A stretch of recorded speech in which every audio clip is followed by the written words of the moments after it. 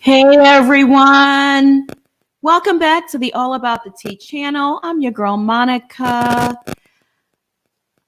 Today we are recapping the Real Housewives of Potomac Season 5 Reunion Part 3.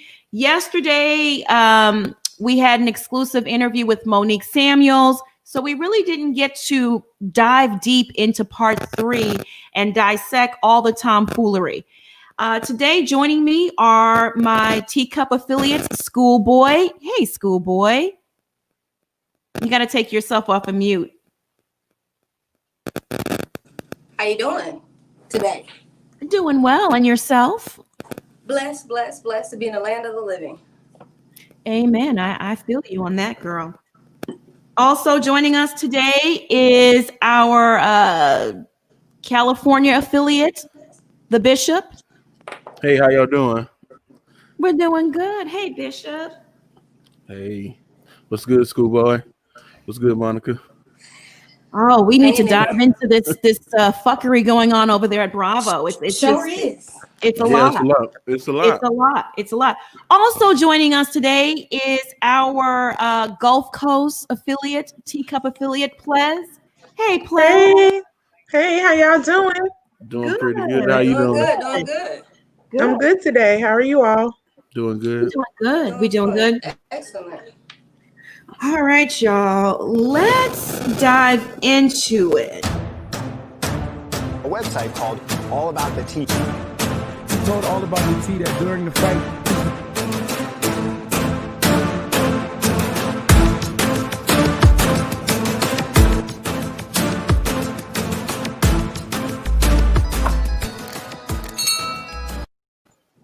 All right, so today we are recapping the Real Housewives of Potomac Season 5 Reunion Part 3. Gizelle tries to paint Chris Samuels as an angry black man. How unfortunate. So the reunion picks back up where it left off with Monique and Candace facing off before Candace abruptly exits the stage left, presumably to get some more tissues to fold. After a pep talk from her husband, she gets back out on the couch and the sobbing and the victimhood continues. Andy asks Candace why she waited to press charges and whether or not it was done out of spite. Candace says that she reluctantly, quote unquote, filed charges only after Monique started to paint a false narrative of the events. Now let's dive into that. Let's just stop right there. Schoolboy, sound off on it. I don't know how it's a false narrative when the evidence is there. Yes, was Monique wrong for, flicking the hair and, yes, they both were wrong in the instance. Nobody was right. But how you gonna get mad after you cut somebody in their mouth and they supposed to just take it and supposed to just go to jail and not use their own rights that they have per the Constitution to sue you back? I mean, I don't understand. And then try to call the lawyer a quack. How? I mean, I don't know how her mind operates. I really feel it's very, very childish of her. I don't know what. Sometimes I wonder, like, does she really think before she speaks, or it's just she has diarrhea of the mouth and she wants to just make a point, but the point don't even make no damn sense, and she looks just stupid. How can you tell that woman that she doesn't have a right? And then when Andy had the nerve to say that was bad legal advice, I'm like, excuse me, sir. Now I'm gonna tell you, if sir, with your privilege. I'm not gonna say nothing about the color, but your privilege, you're gonna tell me that if somebody assaulted you, that you would not sue them back. Andy Cohen, please stop.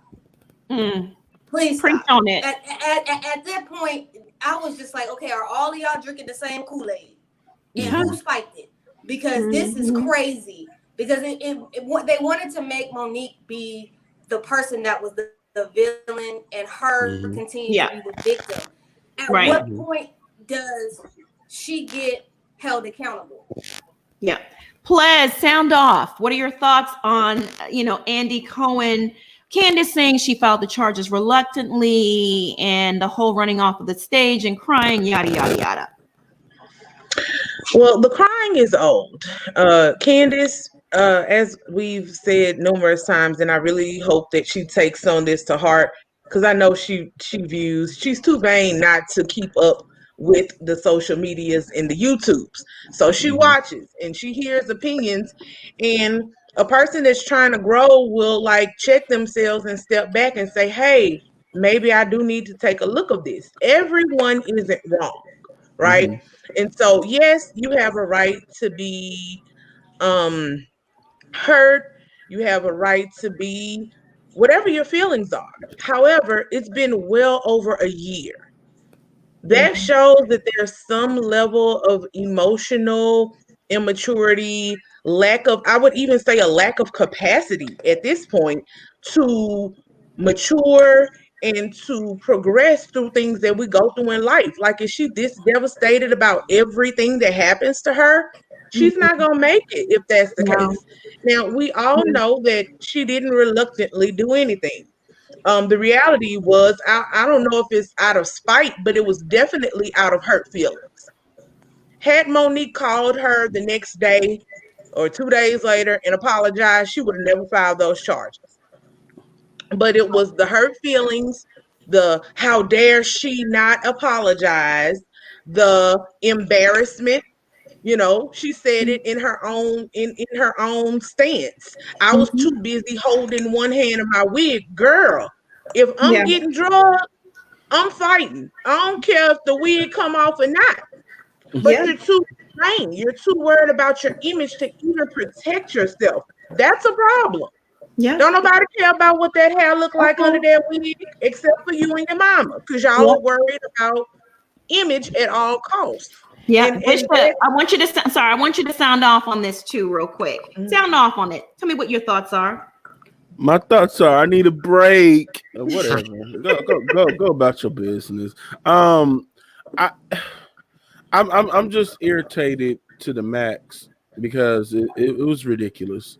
It like what's players saying, like, let that wig go.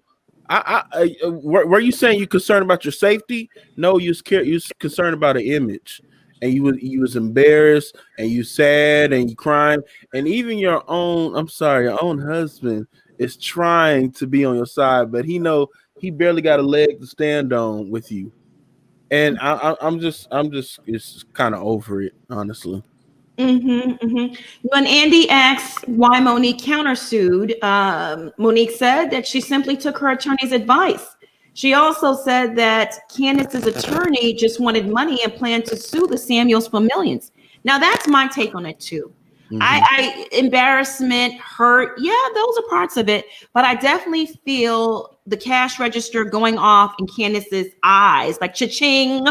You know, this was an opportunity for her to finally make some millions and build that house for her and her stay-at-home husband. And to me, that was the primary motive. All the other stuff came as residual. You know, well, let me go ahead now and play this up to the max. Let me go ahead now and play victim. Let me go ahead and play traumatized, like I'm so hurt about this thing. You know? Can I give just a brief legal note? Sure. Just know that allaboutthetea.com does not. Oh no, it's not. This isn't legal advice. This is just general legal knowledge, because I see people always say, like when she said that, she was like, you didn't have a leg to stand on. That's literally not what happens in criminal law. Someone gets accused of something and they have a right to a defense. Monique's defense happened to be a counter assault. This person threatened me. Yeah. I felt it was within my right to defend myself. And a general principle under the law is that you have a right to defend yourself one step above what the other person has done. Somebody stabs you, you can shoot them. Somebody, you know, that's what, if you look at what these police officers do, what do they always say? I felt threatened. You feel threatened, you have a right to defend yourself. So to say that she had no right to, no. Under the law, she had all the right to file counter charges against Candace. to prevent herself as her defense and to prevent herself from going to jail. What was she supposed to do? Just roll along with it? That's craziness. Exactly. And for Andy Cohen to say that he thought Monique countersuing was a bad idea, excuse me, sir, when did you get your law degree? Who are you? You're not an attorney to give any kind of legal advice. I just wish Andy Cohen would just go back to the Hamptons or Fire Island or wherever the hell he hang out with his people and just leave the reunions to like maybe John Sally or someone, a Vivica Fox. You know, people that understand Black people, because he clearly is disconnected from these women, the show, everything. We gonna get back to Andy Cohen and deal with his behind in a little bit, Please, because he is doing the most. Because I've been dragging him too unmercifully on Twitter, and I will continue to drag him and tag him. You too. He deserves it. Yeah, I've been dragging him by them old suits he be wearing. it's rough, y'all. Andy Cohen is getting dragged. I'm telling you, he must got so much rashes and bumps all over his behind from. Woo, I child. don't know. That They might have been from stomping him Grindr. out. That might have been from Grindr. That ain't from the dragon. Boy, turn my Bishop teacup Mike on off, that y'all. one, Turn Bishop Mike. Let me sip my coffee because that ain't got That's why I had to get my teacup on that one, Bishop. No, he didn't. That's not my ministry right there. Wow. Let's check on our people. Let's check on our folks. How many teacups do we have in the building? Dawn Bennett, I see you. Elena, Lisa, D. Marie. Learn from the lunchbox. Welcome. NPK 200, I see you. Faith Dobson, hello. Sharon Davis, Terry Lynn, Ann H, Jaja, L, Busy B, Chandra, Shorts, Stacks, Sis, Lynn T, Know Your Own Worth. She's a mod. She's a new mod. Welcome. And you're doing a terrific job. Shout out to all the mods on with us today. Y'all held it down yesterday. They did. They Listen, we had over at 1.9,200 people on the live. I was there. It was great. Because, like, listen, I was blown away. Okay. Clap it up for us. We did that. We on the map. Doing the thing over there. They're doing the thing. I just thank all of y'all, everyone, each and one of y'all that tune in all the time and support and send me all messages on social media. I love y'all. I really do. Let me continue on this roll call. Proj K. I guess that's supposed to be Roman numerals. She didn't. Okay. BOU. Lori Parsons, Tanya Kelly. All right, everyone. Andrea Robinson, everyone. Leandra Williams. I always see you, Leandra. Your profile pic is so beautiful. Thank you for always being so kind and supporting. Felicia Shoemaker. Interesting. 90s Flower Child. I see you. Alisa. I see you. Alma, welcome. Everyone, just Colleen. Welcome, y'all. We appreciate you rocking with us today. Myself and my Teacup affiliates. Listen, I'm launching this new thing about Teacup affiliates, right? This is my core affiliates. But if you want to become a Teacup affiliate, hit me up, DM me, let me know. I had a few people reach out to me about being on the panel. So, all right. So moving on. Andy then turns to Ashley and she's in the hot seat when he asked, was it an easy decision to make when she offered up a legal statement against Candace in support of Monique? Ashley says, considering what was hanging in the balance for Monique, yes. Kudos. Can we clap it up for Ashley? Clap it up. She ain't perfect. She's not perfect by no means, but considering what was hanging in the balance.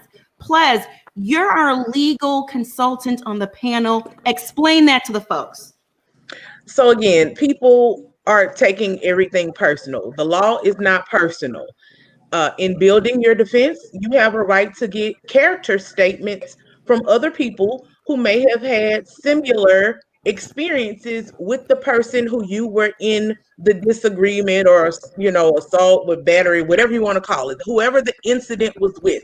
If someone else has had a similar negative experience or a similar experience where the person who's accusing you of something exhibited aggressive, no, that we don't like that word, but we're gonna call it what it is, aggressive or violent or threatening behavior, you can write a character statement attesting to your experience with that person. It's all legal. There's nothing wrong about it. That person is building their defense. And the character of a person, when it comes to a physical, personal disagreement, is very relevant to the issue at hand. And Thank you. again, Monique's lawyer was top notch on this one. Yeah, well, she had the best attorney in the DC area. Listen, Monique doesn't play. She has the coins to defend herself, and it was a coin well spent, and the case was dismissed. Now, I want to address this comment in the chat. Moon Radiant says Ashley only wrote something for Monique because they had a tape on her husband, Michael. That's why she wrote for Monique so easily. That's false. And I can tell you myself, Monique didn't have cameras installed in her basement at that time.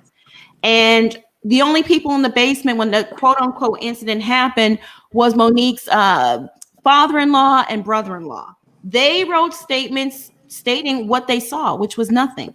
So that's a false narrative that's been floating around.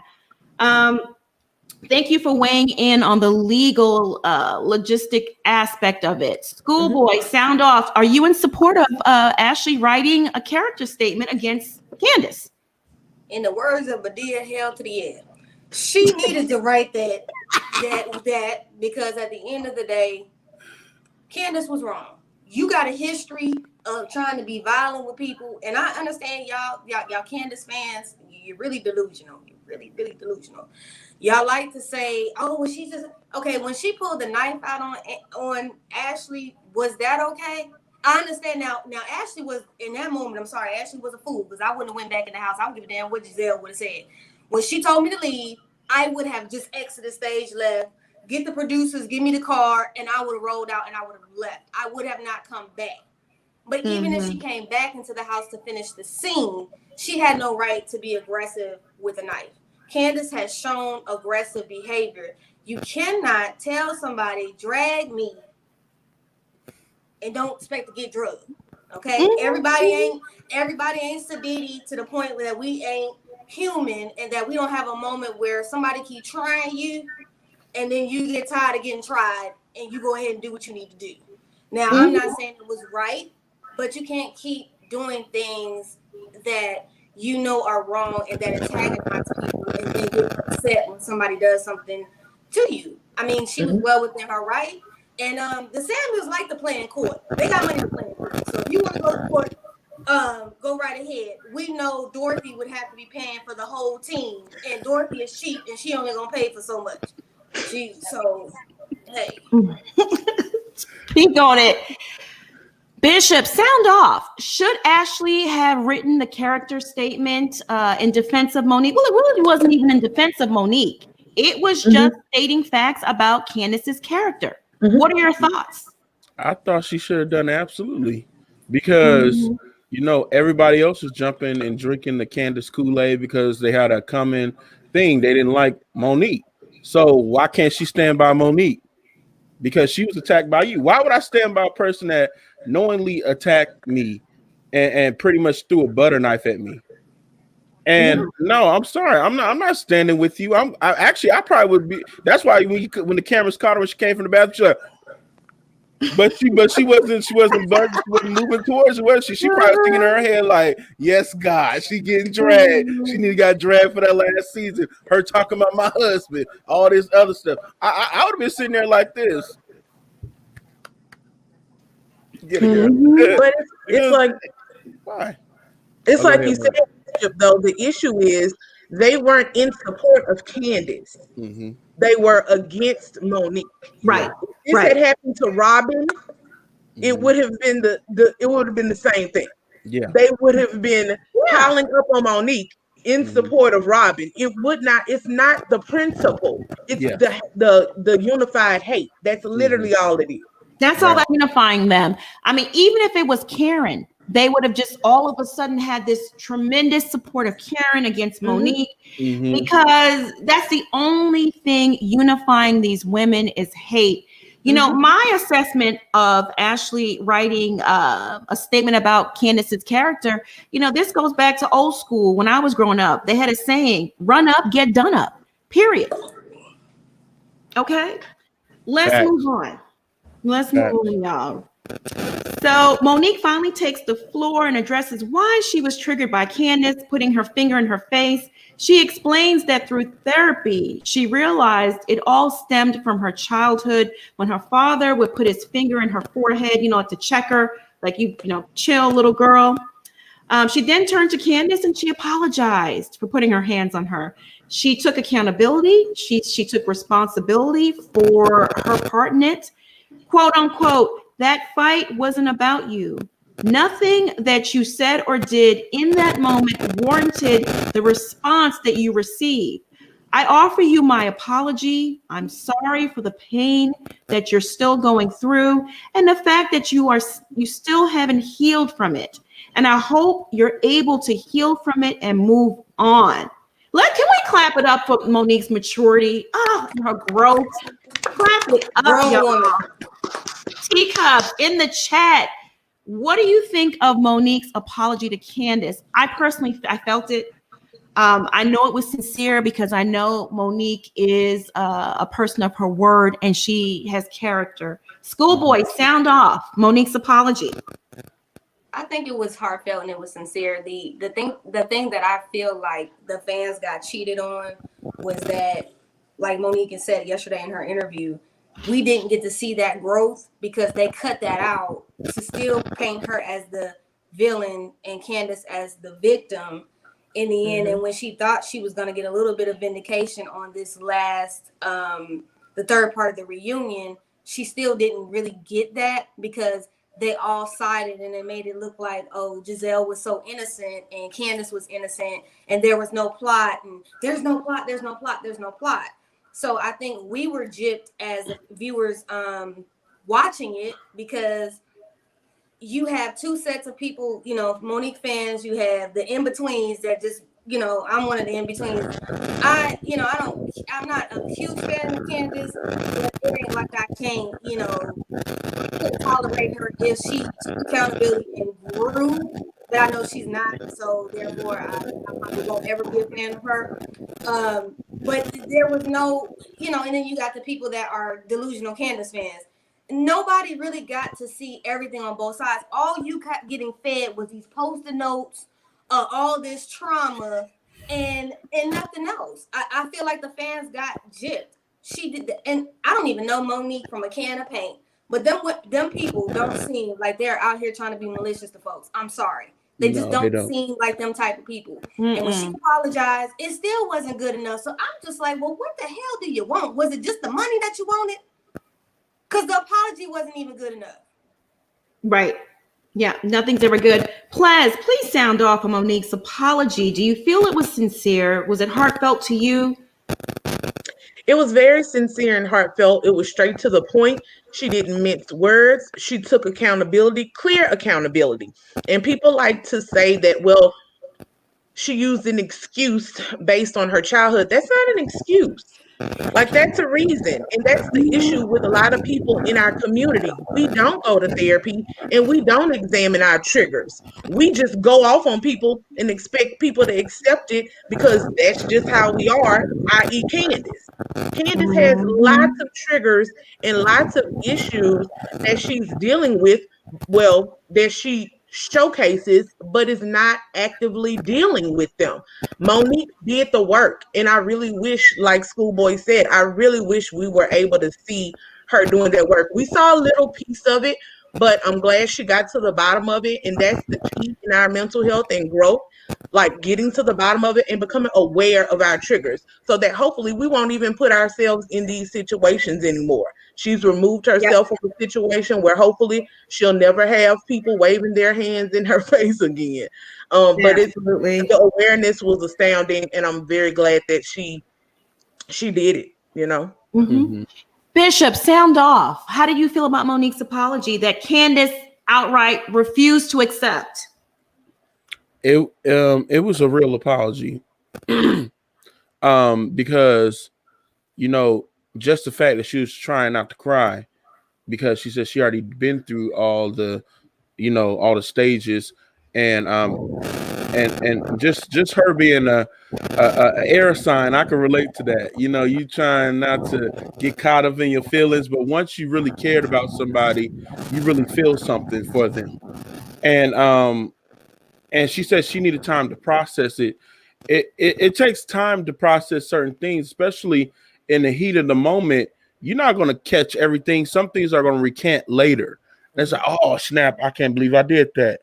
Yeah, I did flick their hair. Oh snap! That was me.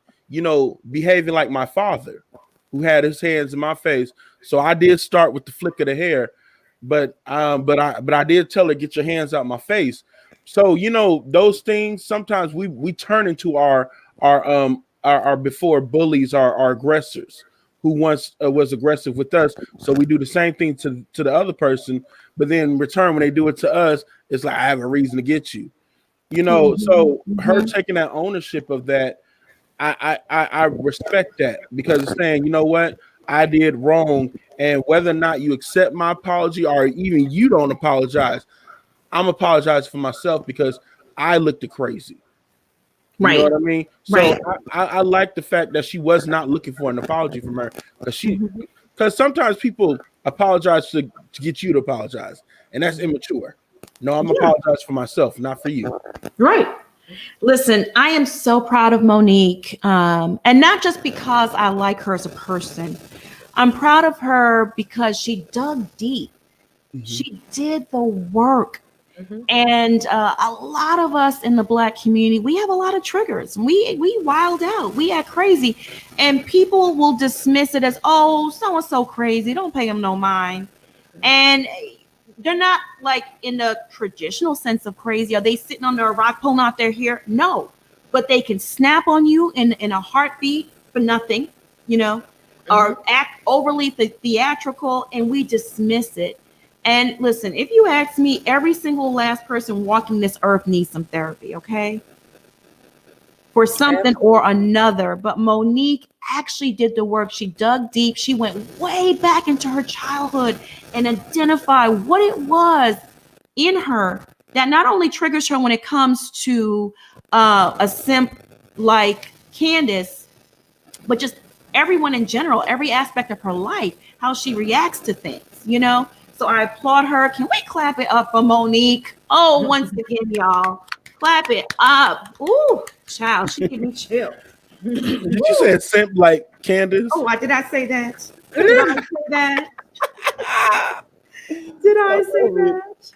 Oh my God. Yeah. And of course, Candace flat out, did deny the apology. She just said no, and she said, well, a lot of things happened between the time the fight happened and where we are today. Monique came out with this drag queen song, and then she started quoting the lyrics, and I was like, go ahead with the free promo, Candace. That's how I knew Monique was a student of the 48 Laws of Power.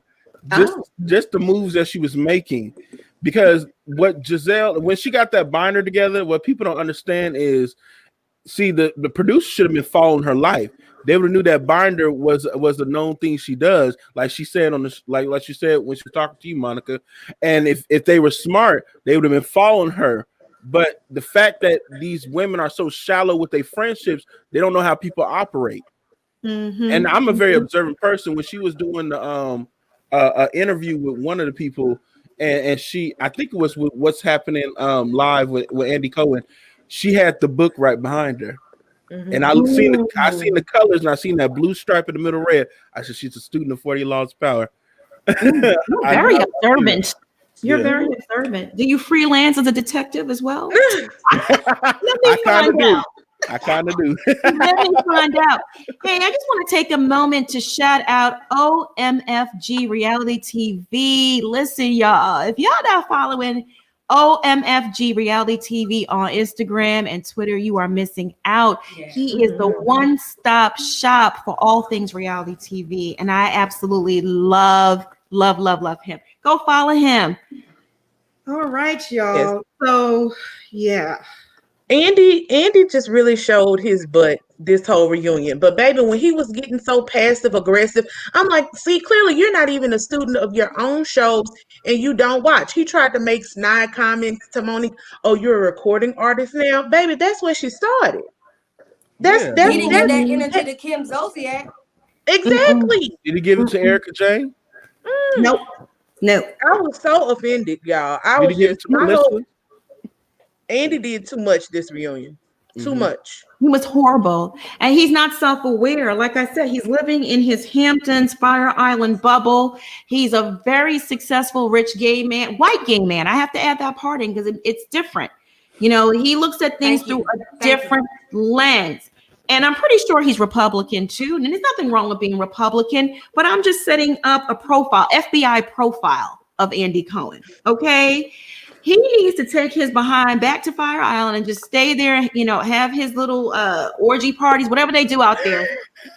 And like I said, bring in an African-American host to host these reunions that understand these women, understands the culture, understands their pain.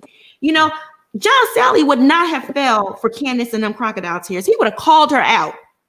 He would have been like this. He would have been like this. So you really want us to buy what you're selling? I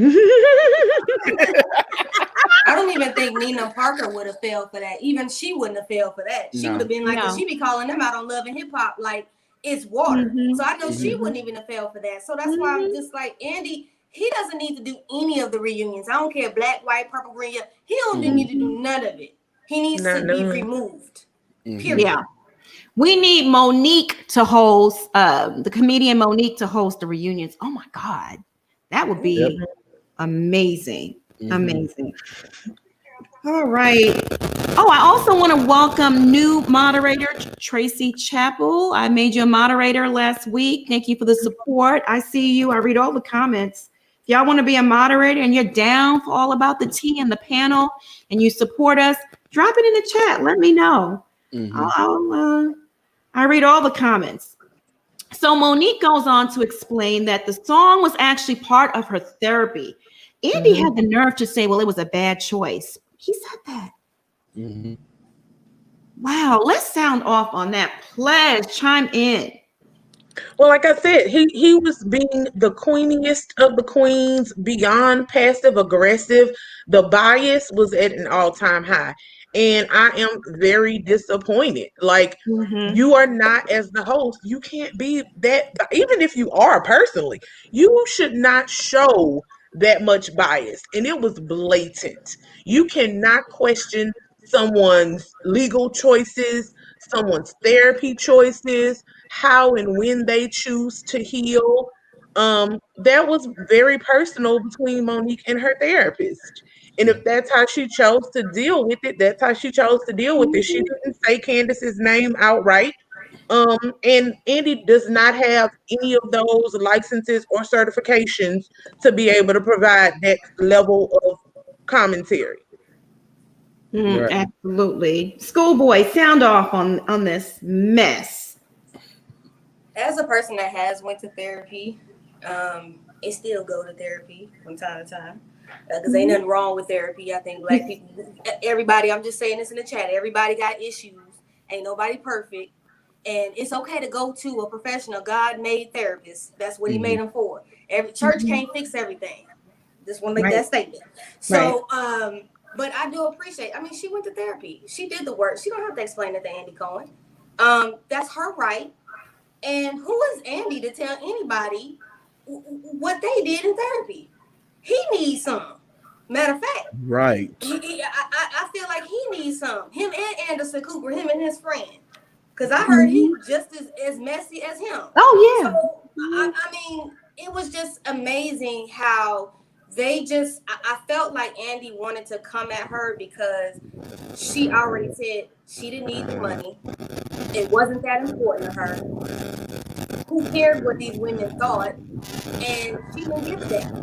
So because that was already laid out, he was already on the warpath to try to discredit her in any way that she could. Any way that he could. Well, no, she, because he was acting like a so he was on the warpath to do that. And I think no matter, even when she tried to respond, he was trying to shut it down and minimize her feelings to uphold Candace's. And I just didn't like that. Right. Absolutely. Bishop, sound off on that.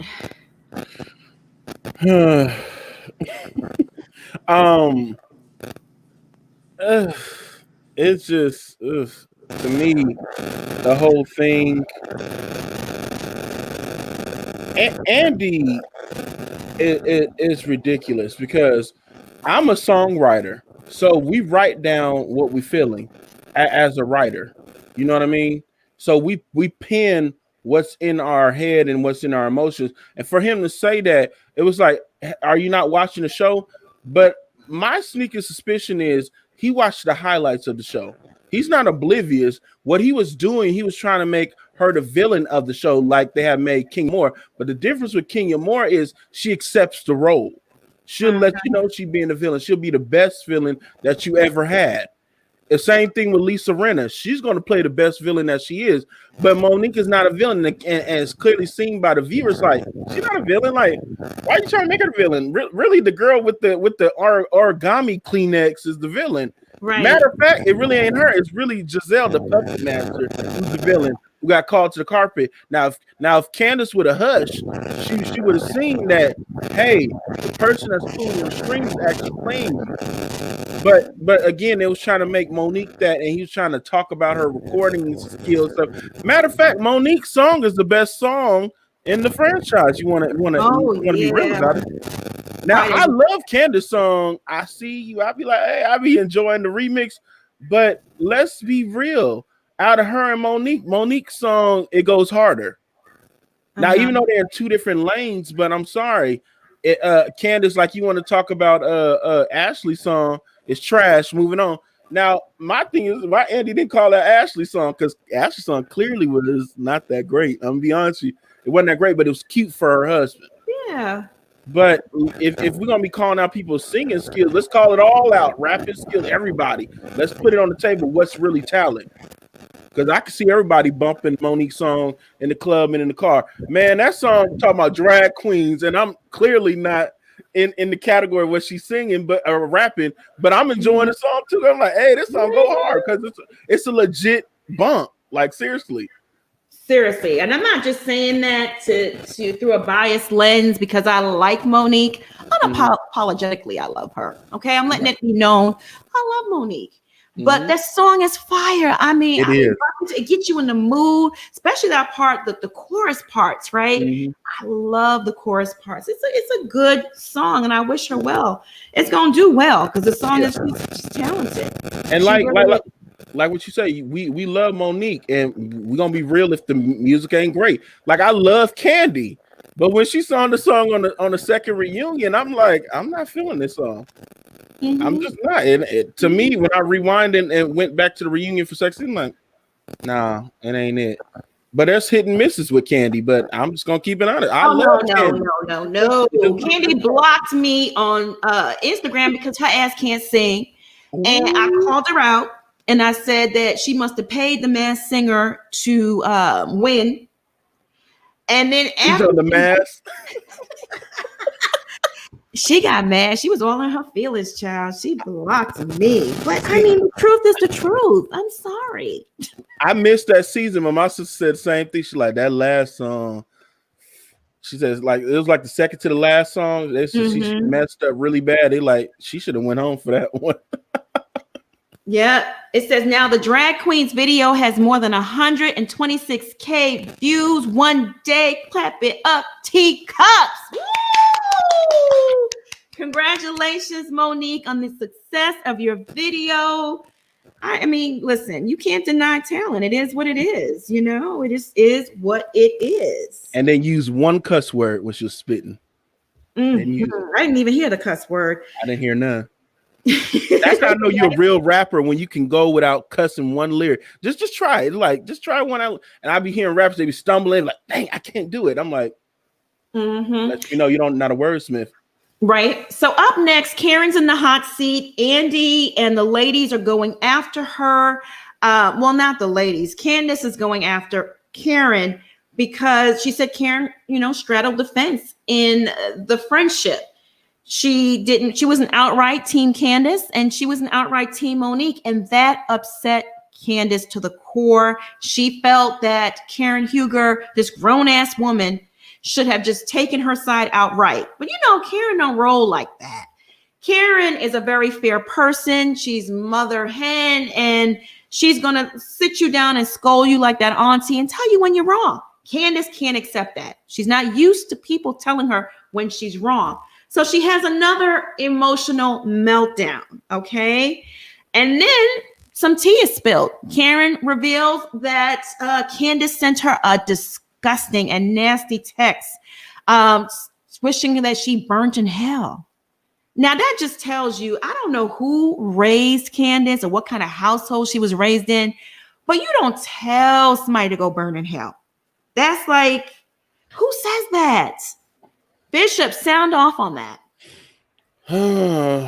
Dorothy, I blame you for this disaster.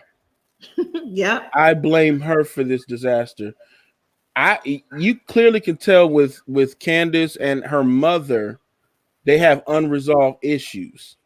And this stems from that. Because why would you? I even wrote it. I said, what friend tells their other friend, just because the friend wants to be neutral because she's friends with you and the person that you got in a fight with, she don't want no parts in it, and you tell her to burn in hell?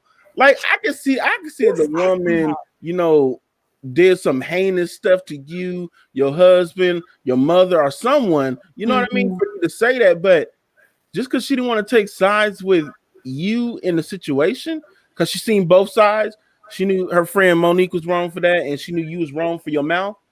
Like, I didn't get the logic behind that. And with Karen, I wouldn't even say we can press forward later on in life. No, you're done. You're X out of my book. Just same way she told Ashley, I will never drink with your raggedy behind. Remember she told her that? Yeah. She never get drunk in front of her. She didn't.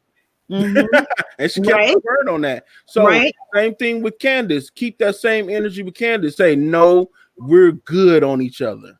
I'm good. We won't be kicking it like that. Right. Schoolboy, sound off on that. Candace losing her mind because a grown ass Miss Karen would not choose a side. Because you're not gonna dictate my coin. Period, point blank, the end. I don't give a damn. I do it with my own friends. I don't care that you're not getting along with so and so. I'm not gonna stop being friends with y'all because that has nothing to do with me. I don't care.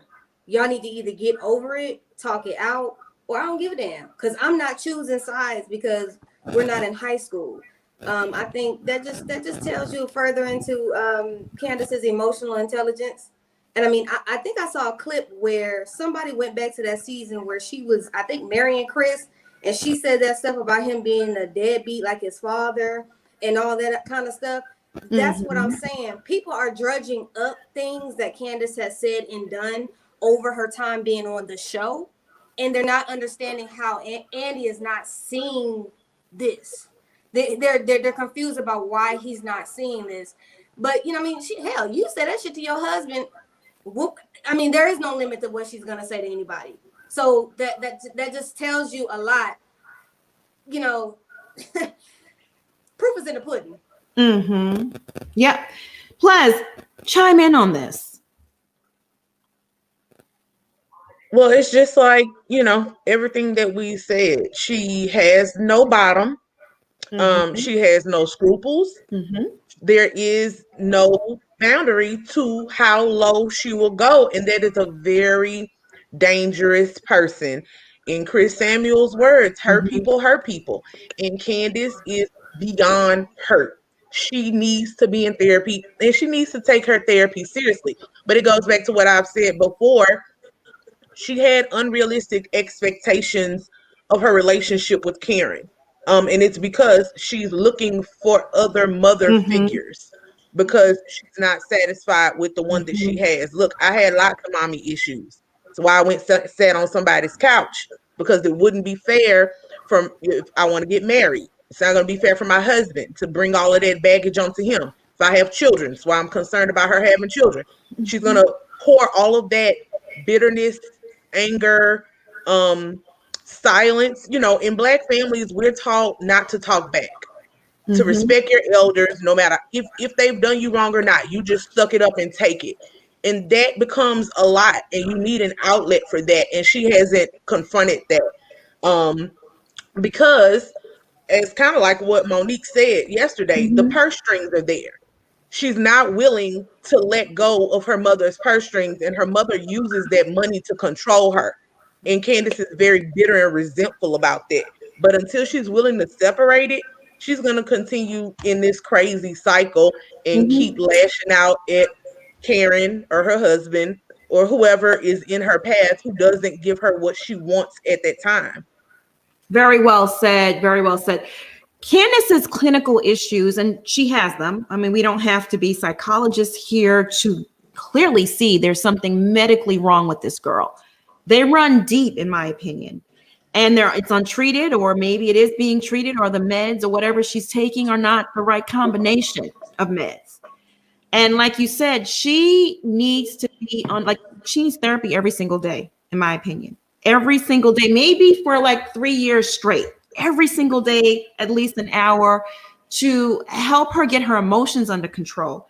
To me, the most dangerous person on that cast is Candace, because her emotions are so volatile and all over the place that she's capable of doing anything. Thank God she's like real small and in stature. So physically, maybe she can't do anything, but God knows what she can do with some poison or something. I mean, she's not in her right state of mind, you know? So Karen and Candace have this exchange. Monique told us yesterday, listen, guys, if you didn't catch that exclusive interview we did with Monique yesterday, Teacups, after this live, go watch that. I'll leave a link down in the description box.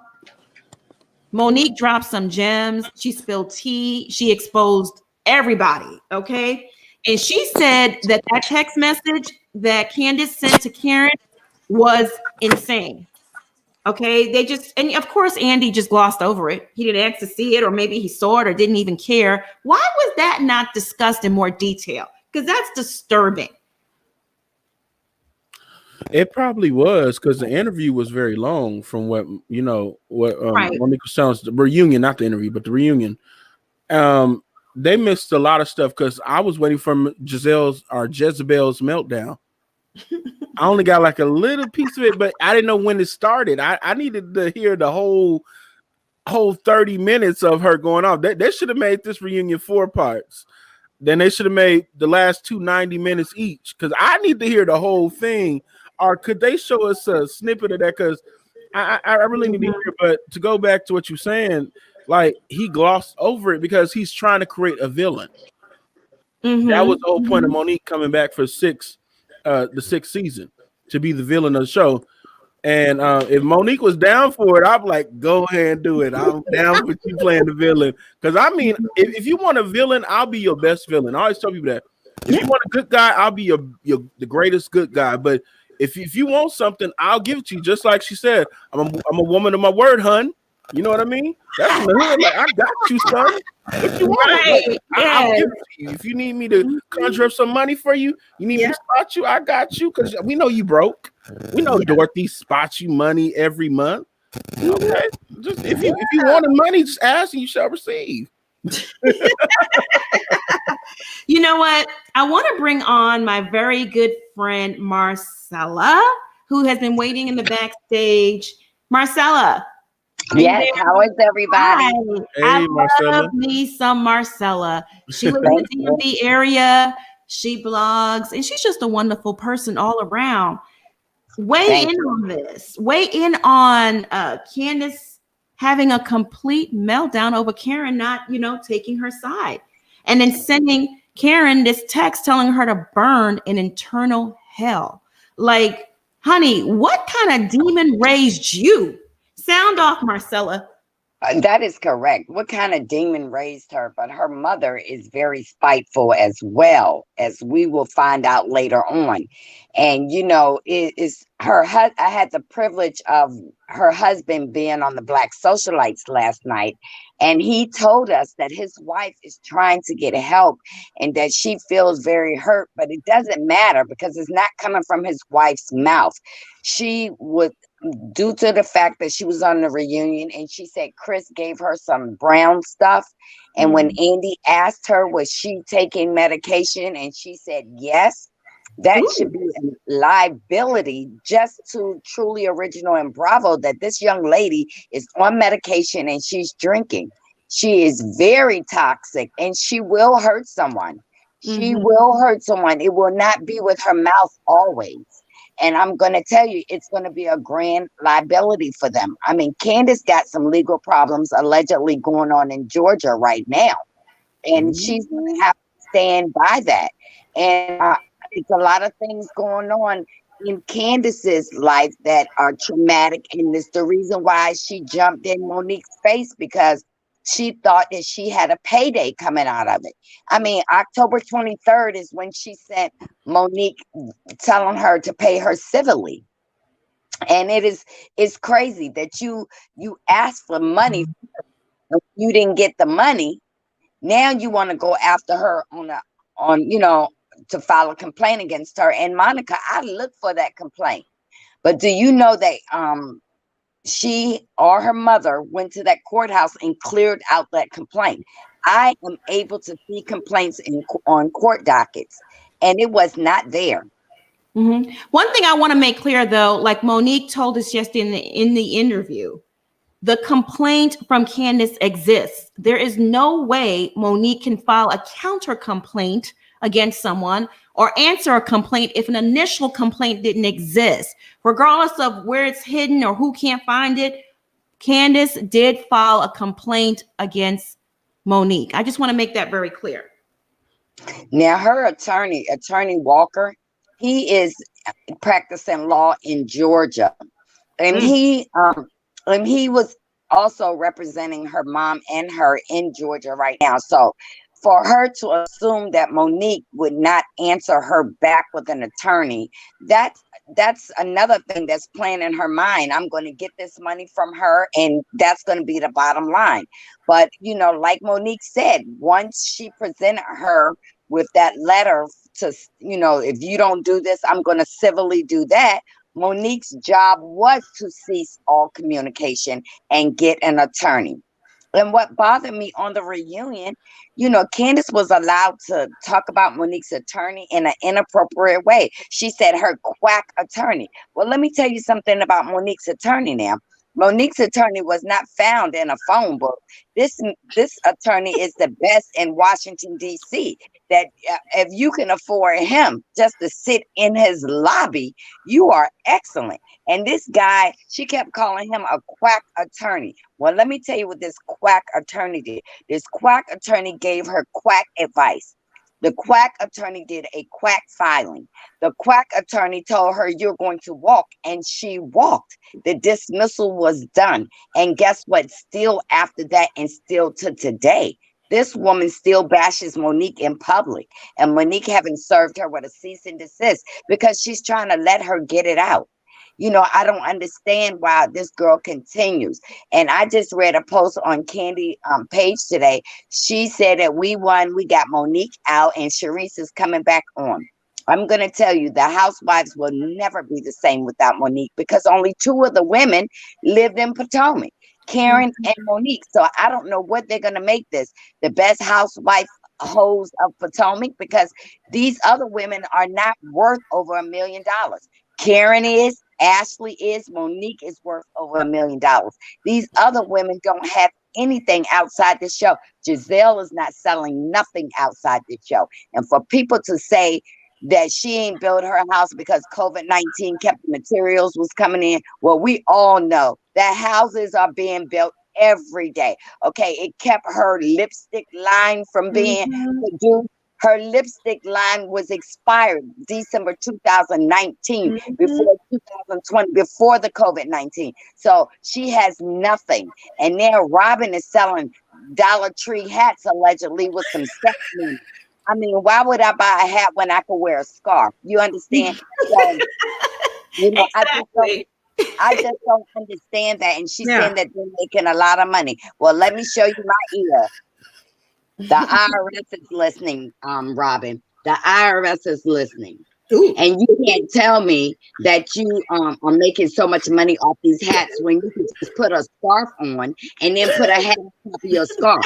I mean, I don't understand why she thinks that she can sell some hats for $59.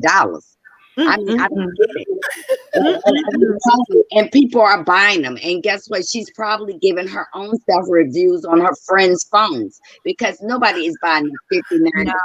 No. I mean, she's trying to fool us. And then she told a blatant lie last night too, not to interrupt you, Marcella, when she said that the hats are just flying off the shelves. That's a complete lie. Months ago, myself and the panel, I think Amir looked it up and everything was out of stock, meaning there's no inventory. Okay. And if you look up her lipstick is out of stock. Her lipstick is out of stock. Her makeup is out of stock. Everything is out of stock. I'm telling you, for her to walk Juan into a $2 million house, y'all, and he blatantly told you on his face, we can't afford this. We can't. So she's trying to play up to the camera. Everything is going to be revealed. And I am so proud of Monique, so proud that she walked away on a time where they will be begging for her. Because guess what? Little known in Potomac, nobody wanted her on that show anyway. The Potomac is an exclusive area where people just babysit their kids and they hide behind their husbands. Monique is a wife that has showed people that you don't have to be behind your husband's fame. Do something for yourself. So you know what? Like I told everybody on every blog that I'm on, she has left the room. She has not left the building. And we're going to see great things from her, okay? And Candace better stop talking, because if Monique ever think that she is messing up her business, then Monique can go after Candace for that. What is going to happen? And guess what? Miss Dorothy can't keep paying for Candace's mistakes. Her daughter needs a psychological evaluation, in my opinion, and the medication she's taking needs to be reevaluated, because guess what? You got pills in the daytime, Adderall, to bring you down. You got all kinds of medications that will bring you down. And she needs a Klonopin, in my opinion, that will cause her to be calm. But she has to stop drinking. And Miss Dorothy and Chris has to stop protecting her. Have to. I think we kind of lost you. Yeah, very well said. Well, there you have it, folks. Marcella is our DMV Teacup affiliate. And she just stopped by the neighborhood to bless us with her knowledge. And we thank you. You look beautiful. I see you got all gussied up for us today. You look beautiful. I love it, child. The mushroom. Bring it back, child. Bring it back. All right, Marcella, love you. I will give you a call later. Okay. And you have a beautiful day. Bye. Bye-bye. All right, y'all. So I love me some Marcella. I really do. So Chris Samuels joined the stage, right? And he did not come to play with the girls, including Andy. And, Andy's trying to make small talk. And he's like, Chris, did you see that documentary with Michael Jordan? And he just looked at him like, look, bruh, I'm not here for all that chit chat and the small talk. I want to talk about this plot to take my family down. And right, do that face again, Bishop. That was the face. Do that face again. Yes. That was the face. I was like, go ahead, Chris Samuels. You're not playing no games. Play no games with him, because this plot needs to be addressed. Sound off, Bishop. So let me get into it a little bit more. So Chris comes out. He immediately says, he sits down. He's not in for the chit chat. He's ready to go, guns blazing. Andy immediately addresses the elephant in the room. That is Gizelle's tiny lone security guard, meant to fend off the giant man that Chris Samuels is. Cue the violin. the fakery of it all. I mean, that's all she had, right? That was her reunion game plan. Monique came with a binder full of receipts, and Gizelle came with a hired security guard. I mean, the only man that can accompany her to the reunion was a security guard. That's a shame. Sound off, Bishop. Well, Chris, who's my brother from another mother, did with exactly what I would have done too. There wouldn't have been no small talk. And I'm pretty sure there was a break time where Monique probably told her, even Andy coming after me. And he probably was like, what? The host is coming after you? Okay, I got him. And when he presented himself, I'm glad he said that to Andy, because a lot of times people will grit their teeth and do small talk with Andy, knowing Andy is all the way, wrong, or just doing some goofy foul stuff, and they know it's almost like tension that he cut with a knife. And I'm glad he said that. He said, no, I don't have time for this. All this mess y'all doing is affecting my family. I can't do the small talk with y'all because this is going too far. And so I'm glad he did that. And let's talk about Jezebel, Last Lady, Pastor Horace Bryant. I'm sick of her. See, if Pastor Holy Whore would have showed up, she wouldn't have to need that man. Like if I felt like my ex-wife and the mother of my children, who has my favorite kids, if I felt like she was in danger and some man threatened her online and he's going to be at the same building with her, I would have showed up out of that.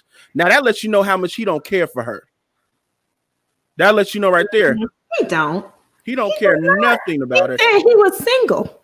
Yes, but even then, even if my storyline with you was a lie, the fact that I have real kids with you,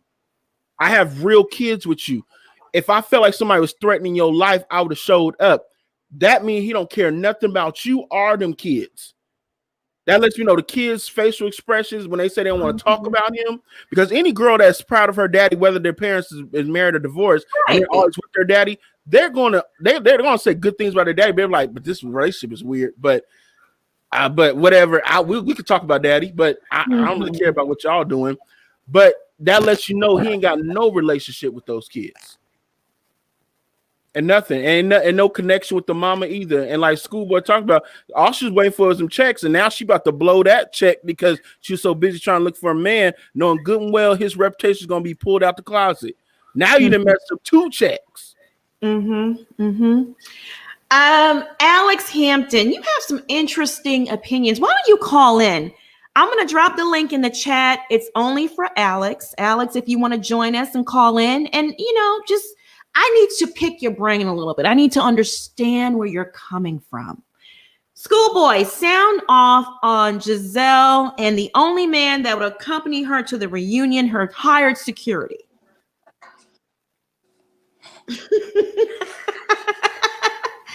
Gizelle, first lady side piece, brain. First of all, she was the first side piece before she was the first lady. So let's address that. Gizelle, this is why I can't rock with Gizelle, because Gizelle is being phony. That man don't want her no more than I want her. I don't want her. He don't want her. He ain't thinking about her. And I really believe that this was a scheme that Todd brought us to bring us the bullshit. Because I'm gonna tell you right now, he got 50-11 children out here. He paying child support on all these children, supposedly. I know he's not on paper on all these kids because he can't be. He can't be on paper downtown on all these kids. I'm quite sure her child support is getting small. She probably came to him and said, hey, I need to secure this check with Bravo because they're on my neck about a storyline. Let's do this. This helps you out. You're in Atlanta. This helps bring the good guy image for you. Get you some more parishioners in the church, and you help me secure my check, and I'll break you off a little something on the side. I think it was a business arrangement. It went left and it went wrong. It got busted out. And you open the floodgates. I said this before on one of the lives. The person that he need to be mad at is her. He need to sue her for the fact that she got all his business out here in the streets. Well, it was already in the streets. It just wasn't really publicized as much, but we knew he was still slinging that Christian mingle penis. We knew that. We knew that already. So that wasn't a surprise. My thing is, you sat up there on the live, on the thing, gonna cuss this man out. You mad because he's doing something that you want a man to do for you, which is defend you and be there and love you, but you got so much hate up in your heart and all that stank energy you can't even attract the man and keep it. I need you to go to therapy as well, ma'am, and fix all that's up in you, because that is really toxic. And what I see from her, she's a very, very insecure woman. Yes, aesthetically, you got the skin tone, you got what people in that community, Christian community, the look of a first lady, but ain't nothing first lady about you. And I really want her to change her tagline, because she is not anointed, because God didn't touch that. God did not bless that. That's mess right there. And I really want her to stop and really do some self-reflection on herself. And it's a damn shame she used them children in on that plot line, lying about that man. She know damn well that man don't come see them kids like that. Stop playing, Gizelle. Stop. Really stop. She is doing, she's pulling a Sheree Whitfield, and I'm going to tell you, it's going to end bad. Remember Sheree was all over people's business, and then Andy finally let her behind go, and she's still trying to get back. She's going to end up gone. Plus, sound off. Bishop, did you say that she has his 3 favorite children? You can't play favorites with the children now. Oh, Lord. You know, Gizelle, her bitterness, her insecurity, as we've already said, all of it came to the forefront. And for them to constantly try to use this platform of, we want Black women to look a certain way, yet we use this energy to malign Black men, that's a problem. And I don't understand the mindset of people who think all things are okay except when it becomes physical. If you don't have anybody in your life who you're willing to go to bat for, I feel sorry for you. But play with my child or the father of my child, like that was something for Monique and her husband too. They were righteously very upset, very, wanting to get their name cleared, and no one on that stage was being accountable. I'm that type of person as well. I'm normally laid back, cool, fun, life of the party, but play with my intelligence. Play with my intelligence when the evidence is there. Candace told about the plot. And that's another reason where Bravo told a draws with me, because you had the nerve to play Kristen Monique's video, but you didn't play Candace's video. To make it seem like Chris and Monique were mad for no reason, when we have video evidence of Candace admitting and saying the word plot. We heard it. Exactly. Gizelle sat up there, and this is where her bitterness and her resentment against Jamal and not having a man and all of that came out. She sat there under her breath saying, why is his big butt even here? He's here to support and take care of his wife. Yeah. You mad?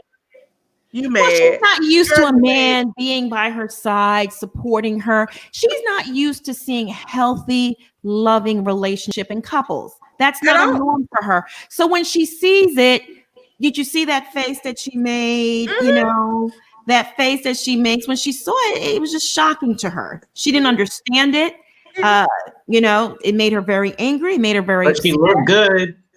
She looked good. That neck didn't look too good, baby. That neck. Looking like the neck done collapsed again. We need to keep that neck. Years old.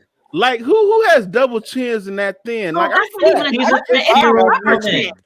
a rubber chin. All right, I digress. Alex Hampton, you have the spotlight, sweetheart. You have a lot of interesting comments to make. Get them off your chest. Okay. First of all, when people say like, oh, Andy was attacking a Black woman, Monique. Oh, he was going after a Black woman.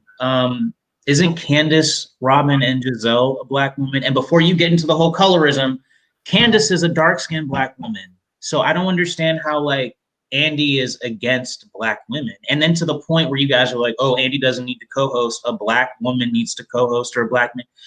Why does everything have to be about race and color? Like, I don't get it. Like, Andy was being fair. He's been fair to all. Like, if you watch the White Housewives, he's called people out. Yes, he is. Okay, tell me. Okay. Alex, okay, I'm gonna say this. Let him finish. No, Chaz, let him finish. Just take I'm notes. sorry. Take notes. Let him finish, and then we'll go around the table and we'll address it one by one. I want you to finish. Get it out, baby. And I honestly, like, okay, Candace is being dramatic, over dramatic. Like, I get it. Like, honestly, it's a cancel out for me because once you go legal, you know, all bets are out the door. And Monique's lawyer was not a quack. The quack did a good job and got everything thrown out. So I don't know what she's talking about, quack. But let me just say this. For the hate that Gizelle gets, I think it's so deep. Because think about it. We got to admit this here. Gizelle is a strikingly gorgeous woman. Like, can we just agree on that? Come on. Can we? You got jokes. You trying to... First I'm not gonna hang up was, on you, Alex. If you want to come correct. Let's not, you know, are you What? talking with us? No. Okay, but listen. She's a gorgeous woman, and I think that's why she receives a lot of the hate that she gets. Because I think there's a lot of jealousy, like particularly Karen. I think Karen is so jealous of Monique's or Gizelle's looks, particularly in the first part of the reunion. Why is Karen like always got something to say? Like, oh, your style sucks. Oh, your house sucks. Oh, this, oh, that. It's like, can you just sit there? Like, Gizelle never really goes after Karen like that. Like, oh, Gizelle or Karen, you do this. Like, she did that seasons ago with the tax thing and the pizza. But after that, like, that was done. Gizelle is a strong woman. In order to sit there and be nationally embarrassed on the first part and keep her cool, she did not see y'all. She did not let y'all see her sweat.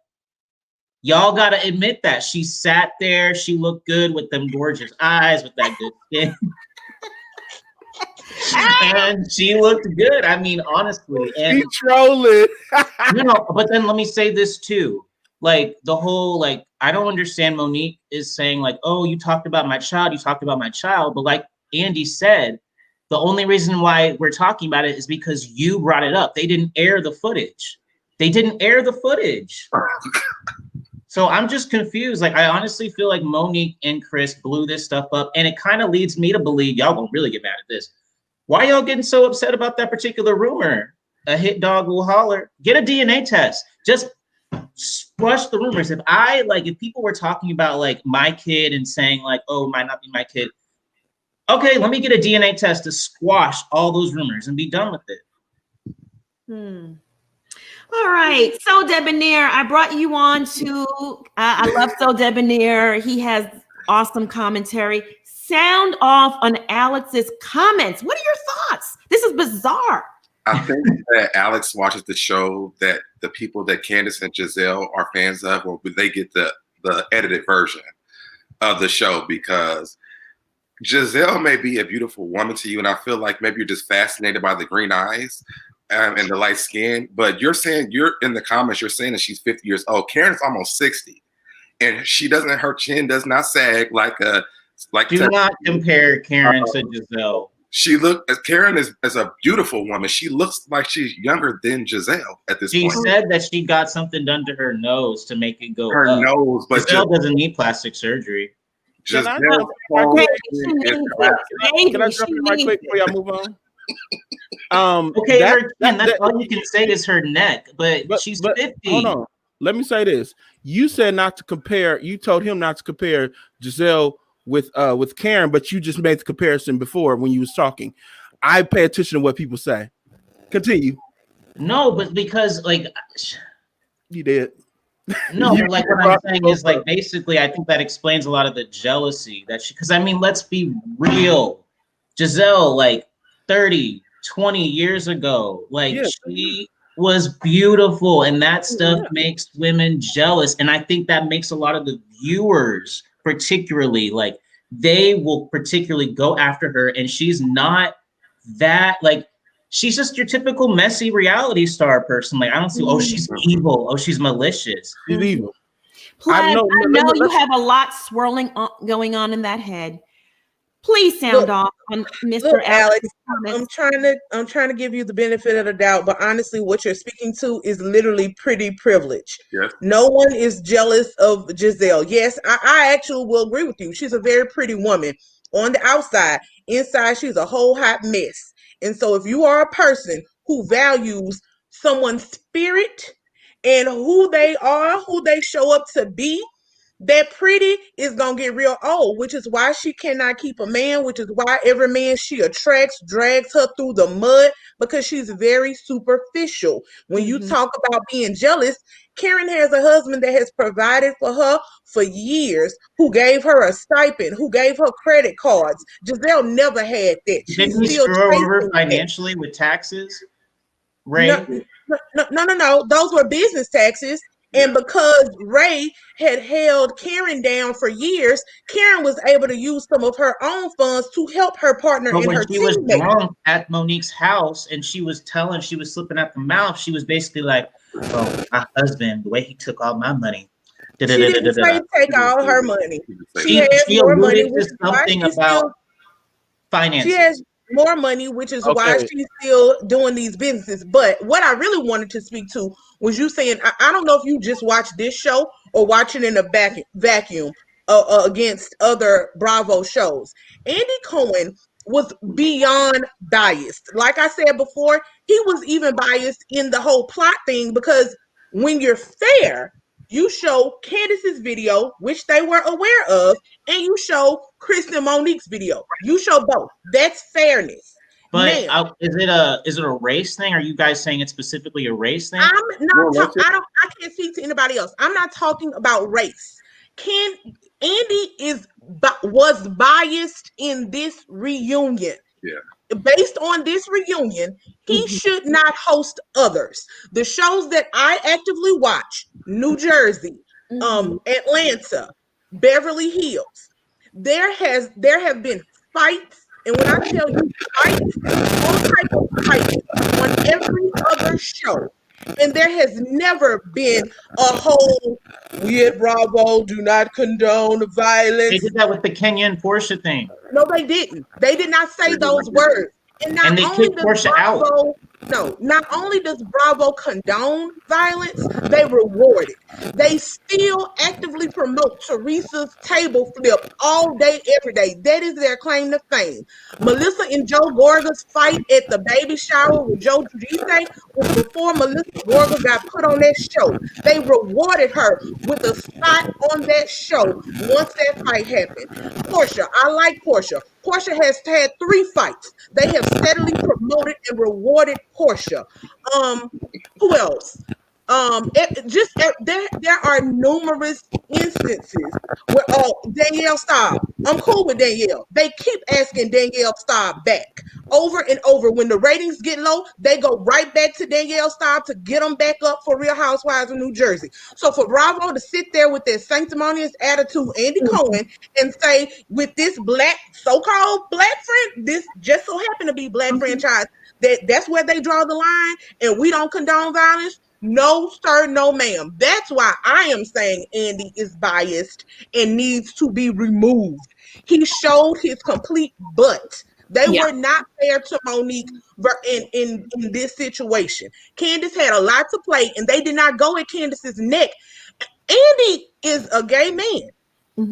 Andy pounced on everybody else who has had homophobic tweets. Okay. They just filmed this reunion like a month ago, when Candace's tweets had been brought to light. They didn't bring up Candace's tweet at all. They didn't say, "Oh, we didn't show this on the show." They always covered things that weren't on the show. They did it with Portia. They did it with Portia. Well, I mean, Monique and Chris's live wasn't on the show, so why show it? Why say? Andy kept reiterating the plot wasn't on the show, but it wasn't on the show, but neither was Monique and Chris's live stream on Instagram. That wasn't part of the show. So how do you do this one-sided narrative, pulling up this video of Monique and Chris on live defending themselves without showing what prompted it? I agree with you. Schoolboy, I want you to sound off on Alex, because Alex has a lot of comments to make. Can I get after Schoolboy? Yeah, you up next. You up next, Bishop. I got you next. I just want Schoolboy to First of all, First of all, y'all getting a watered down version of Gizelle anyway, because she being fake. Anybody from the Baltimore area knows that Gizelle is no better than Jamal Bryant. Birds of a feather flock together. He ain't nothing but a corner boy in the church, standing at the pulpit, taking all the church's money, and she ain't nothing but a side piece hoe that he got when she got pregnant with his first child, which is their oldest daughter, while he was still married to his first child. Okay, nobody's jealous of what Gizelle looks like. Let me tell you something. Monique is beautiful, black queen. Look better than Gizelle. My mama in this chat right now, she's 52 years old and look better than Gizelle and put together than Gizelle. Giselle is not all that. Y'all get mesmerized by them colored eyes and the light skin and you let it go to your head. She's not all that. Her exterior is good, but that inside that woman is very, very dark. And for the fact that, and I'm gonna tell you like this, if I was Monique and Chris, F you, because I'm not taking no paternity test to prove to you, a damn viewer, that's my child. Who the hell are you to tell me that I need to prove to you what came out of my wife's lower region? I'm just saying to tell me let her finish. That I need to prove to you that that's my child. That's bullshit. I'm sorry, you can miss me with that, sir. And I don't know what you watching, but he has upheld all of the different franchises. Do he come at Lisa Vanderpump like that? No. Do he come at Erica Jane like that? No. Does he come at any of those white housewives the way that he came at Monique? He does not. And it kills me when I see another minority sit up there. I don't know if you're a minority or not. Sit up there and cap for someone who is a part of the LGBT community, okay, but has a privilege that I don't have, and try to tell me that this man is, he's not being biased. He's not being biased. It's clear. Andy has favorites on every single franchise. It's not fake. Everybody knows that. But that bias that he sat there with on there is complete. And first of all, we wasn't even talking about race at the beginning. You brought up race, sir. We said nothing about race. We didn't even address that. We just said the way that he treated her as a housewife was ridiculous. Just like the way asking her where did her husband get his money from was disrespectful as hell. You don't ask them white housewives where they get their money from.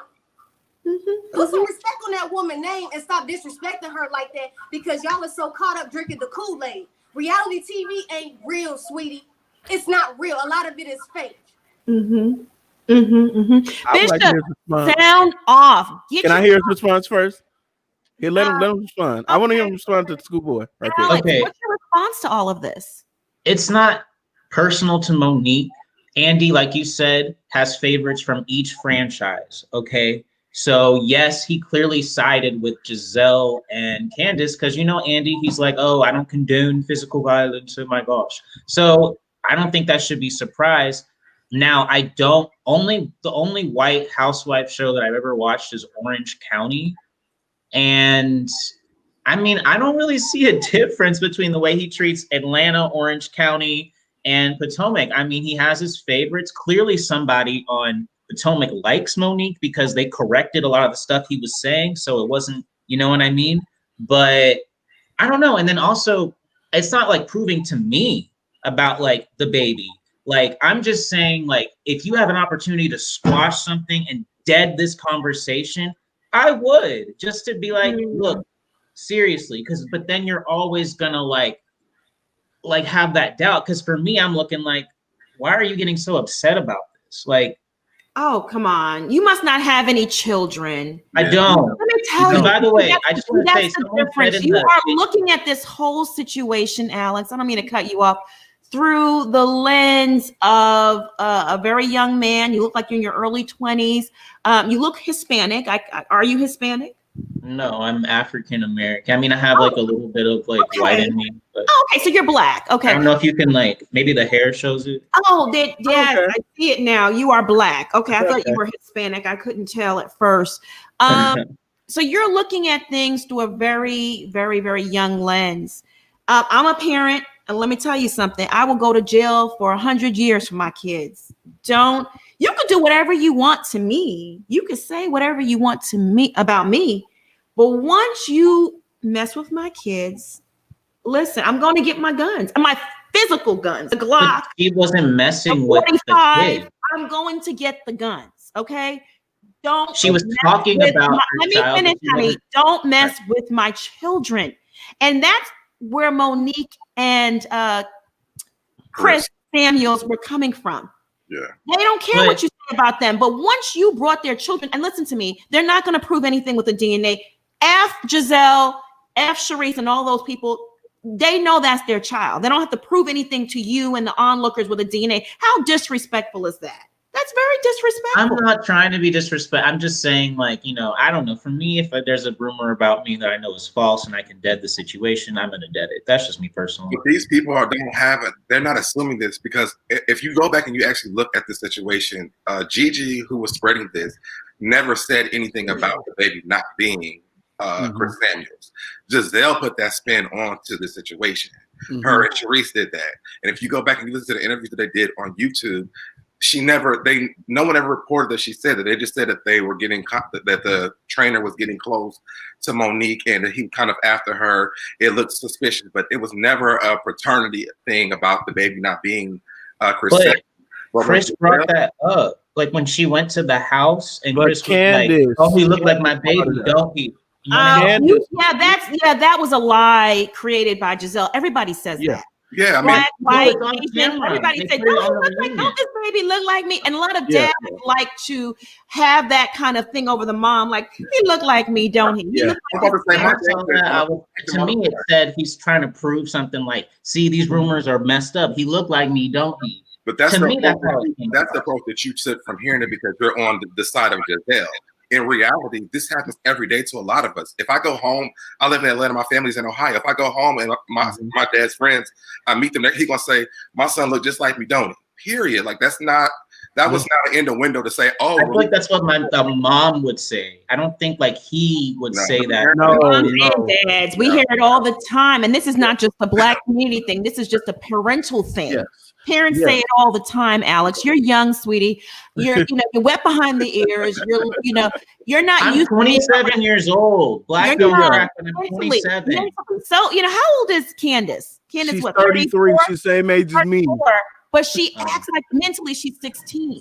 No, 10. But you don't have to He's have kids eventually that have cracked, I'll common admit sense. that. Like, So come let on, me say this. That's disrespectful. Let me say, That's disrespectful. I mean, do you even know? You don't have to have children to not understand that you don't say I know. I'm shit not like trying that to about defend nobody's that. child. I'm not defending that. What I'm saying is basically that she wasn't talking about. To me, she wasn't talking about the child or coming after the child. She was basically. It was more coming after the parents. I know, like it's not like It doesn't. But why would you go if you're going after the parents? Keep it at the parents. Don't keep it at the kids. But if anybody say anything about her 3 daughters, she want to go off. Yeah. No. Yeah. Keep the same freaking energy. So if somebody come after your child, shut up and take it. But don't sit up there and tell somebody that they should not come back at you when you're talking about a child. First of all, that's walking and talking, and that is a small child at that. That's just. I mean, come on, that's asinine. But hey, when the child grows up, though, like she said, he's gonna see this, and it's gonna. Let's just be honest. It's gonna plant a seed of doubt in the head. Like, let's be real. So I'm just saying, dead it. But it's not. You don't have to. Like, it's not me. You don't have to convince. Because I think that it's the child. I mean, I don't think like it. To me, I mean, I really don't give a crap. But to me, I don't think that she would cheat on her husband and have another baby. Nobody's gonna paternity test. Don't talk about a mother's child. Don't talk about people's children. Okay. Children are off limits. Listen, I go Black when it comes to my kids. Like I said, I'll be wanting to beat up some little kindergartners. I really do. Monique should have beat up Gizelle, though. Why did Monique beat up Candace? You know why? Because let me tell you why. The season was playing out, and she was trying to make amends with Gizelle or Jezebel, whatever you want to say. She's a real life demon. But anyways, you trying to say people are jealous of Gizelle. What does Gizelle have that people really want? You said 30 years ago. Okay, you talking about the face. Okay, I'll give you first season, second season. But she dressed tacky and she looked like she's bad in the sack. Let's keep it real. I'm talking about her whole life, not just on the show, her whole life. let's keep it real. Pretty girl syndrome, like she said, oh, I would love that suffrage.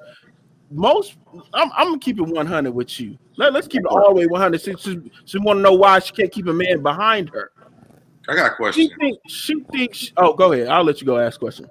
So you, Bishop, you asked, what does she have? And Alex, you said she has this, right? Mm-hmm. Outside of this, what's left? Nothing. But beauty is a lot. I can we can all put on Gizelle costumes and look like Gizelle. Let me tell you a story about Cleopatra. Cleopatra was known to be beautiful, but what allured the men to her when she rolled out that carpet, she knew tricks, she knew this, that, and the third. She let Mark Anthony, all this stuff, get to them because she knew how to draw men and keep men. Giselle can't do that. She just know how to draw. Okay, I will admit but let me say this. This reunion, she looked at a mess. Her age came out even more. I thought she looked like she was a good 70. Thank you for being a friend. Because I'm like, good night. Karen, is that your mama? Alex, listen, all opinions welcome. Thank you so much for explaining your point of view. While I don't agree, I do respect that you have a different perspective. You are young. I will tell you this, though. When you step out that door and go into the world, don't talk about people's kids. I know better. Knocked off. Right. Don't. Okay. I can't fight. Okay. So I'm not going to go there. Okay. This is perfect because I actually got to go to work. This is perfect timing. Thank you so much for having me. I'm sorry, schoolboy. I know you look mad at me. I'm sorry. Hey, I don't take it personal because people like you know what? I let it roll off my shoulders. Let your haters be your motivators. You have a blessed day. Bye. Take care, Alex. Bye. I think he's trolling. Oh my goodness. Woo, child. I don't even have kids. Right. I don't even have kids. And my nephew is like, my nephew's my godson. Mm-hmm. And I have 7 other godchildren. If you do anything to them, I even told people on the internet, because people like to troll people. I said, there's one thing about me. I didn't show my face for a long time, but I said I'm fine. So I show my face on my channel. But if you do something and you come over here, you're gonna get lit up like the 4th of July. I promise you that. Mm-hmm. I will go to jail for my nephew and my godchildren. Mm-hmm. Don't play with me. I don't play with the kitty thing. That's nothing funny. If someone did that to my sister and said she was unfaithful to her husband and she was sleeping with her trainer and my little nephew is not his son, you know how bad I'll be as the uncle. There's 3 of us. Me and my sister's the only girl. There's 3 of us brothers. We will go and hunt you down. Mm-hmm. So when Chris Samuel said if I was like Bruce Jenner, but he actually messed up, said the other name. He said Bruce, but he's supposed to say Caitlyn. But I understood what he was saying. He said if I was a woman, I would slap you. And I felt the same way too. If I was a woman, like when I watch these franchises, I'm like, man, if I was her, I'm like, got that when the camera turned. Mm-hmm. But those are just emotions of her saying it. For her to paint like he's an angry black man, like, come on now. Try. We're gonna touch on that. We're gonna get there. We're gonna bring this train back on the tracks. First, I want to give a shout out to Amber and Heidi. Amber and Heidi spills tea. Thank y'all so much. I love those ladies. They're very supportive and always in the chat. I see you. And shout out to everyone leaving super chats. Listen, y'all. Listen. It keeps the lights on this channel, and I can't thank you enough. I appreciate it so much.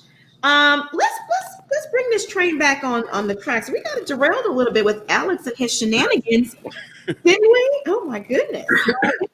I'm sorry. The Baltimore had to come out of me because he ran me hot. Ooh, child. He ran me hot. I'm sorry. Child. But there literally are people who believe that, like because somebody is pretty or because a man is handsome, they can get away with murder. Syndrome. That's that brown paper bag syndrome. And I'm sorry, and I don't care nobody in the chat that gets offended, but Gizelle and Robin give me that tea that if they can use their skin to pass, they do it.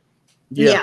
And they're not really friends. They only became friends because they were green eyed, light skin. They say like you said it, light skin with green eyes. That's why they haven't come. I honestly don't even think Robin likes Gizelle because some of the looks that Robin be giving Gizelle, like, sit down, ho. But I think that Robin understands that Gizelle is her meal ticket. She has no storyline. She's boring. She's corny. She can't come up with one-liners on her own. She's not as messy and manipulative as Gizelle. So she just hitches her wagon onto her. And I get it. because everybody got to make a dollar. Listen, work ain't honest, but it pays the bills, right? So let's bring this train back on track. So Gizelle has her bodyguard there. The camera pans to the bodyguard, and she starts making all these accusations that, you know, Chris Samuels made this video and he threatened women, and she has this man here for her security and her safety. Chris Samuels immediately apologizes to all the women on the panel. He says he didn't mean it that way. He was angry and he was responding to Candace. Of course, production purposely didn't show Candace's video. I don't know why. Candace said a lot of things in that video. She wished a blogger death, right? Kyle Palar, who ran the Black Socialites. She wished death on him. And sadly for Kyle, he has gone home. He's passed away. May he rest in peace.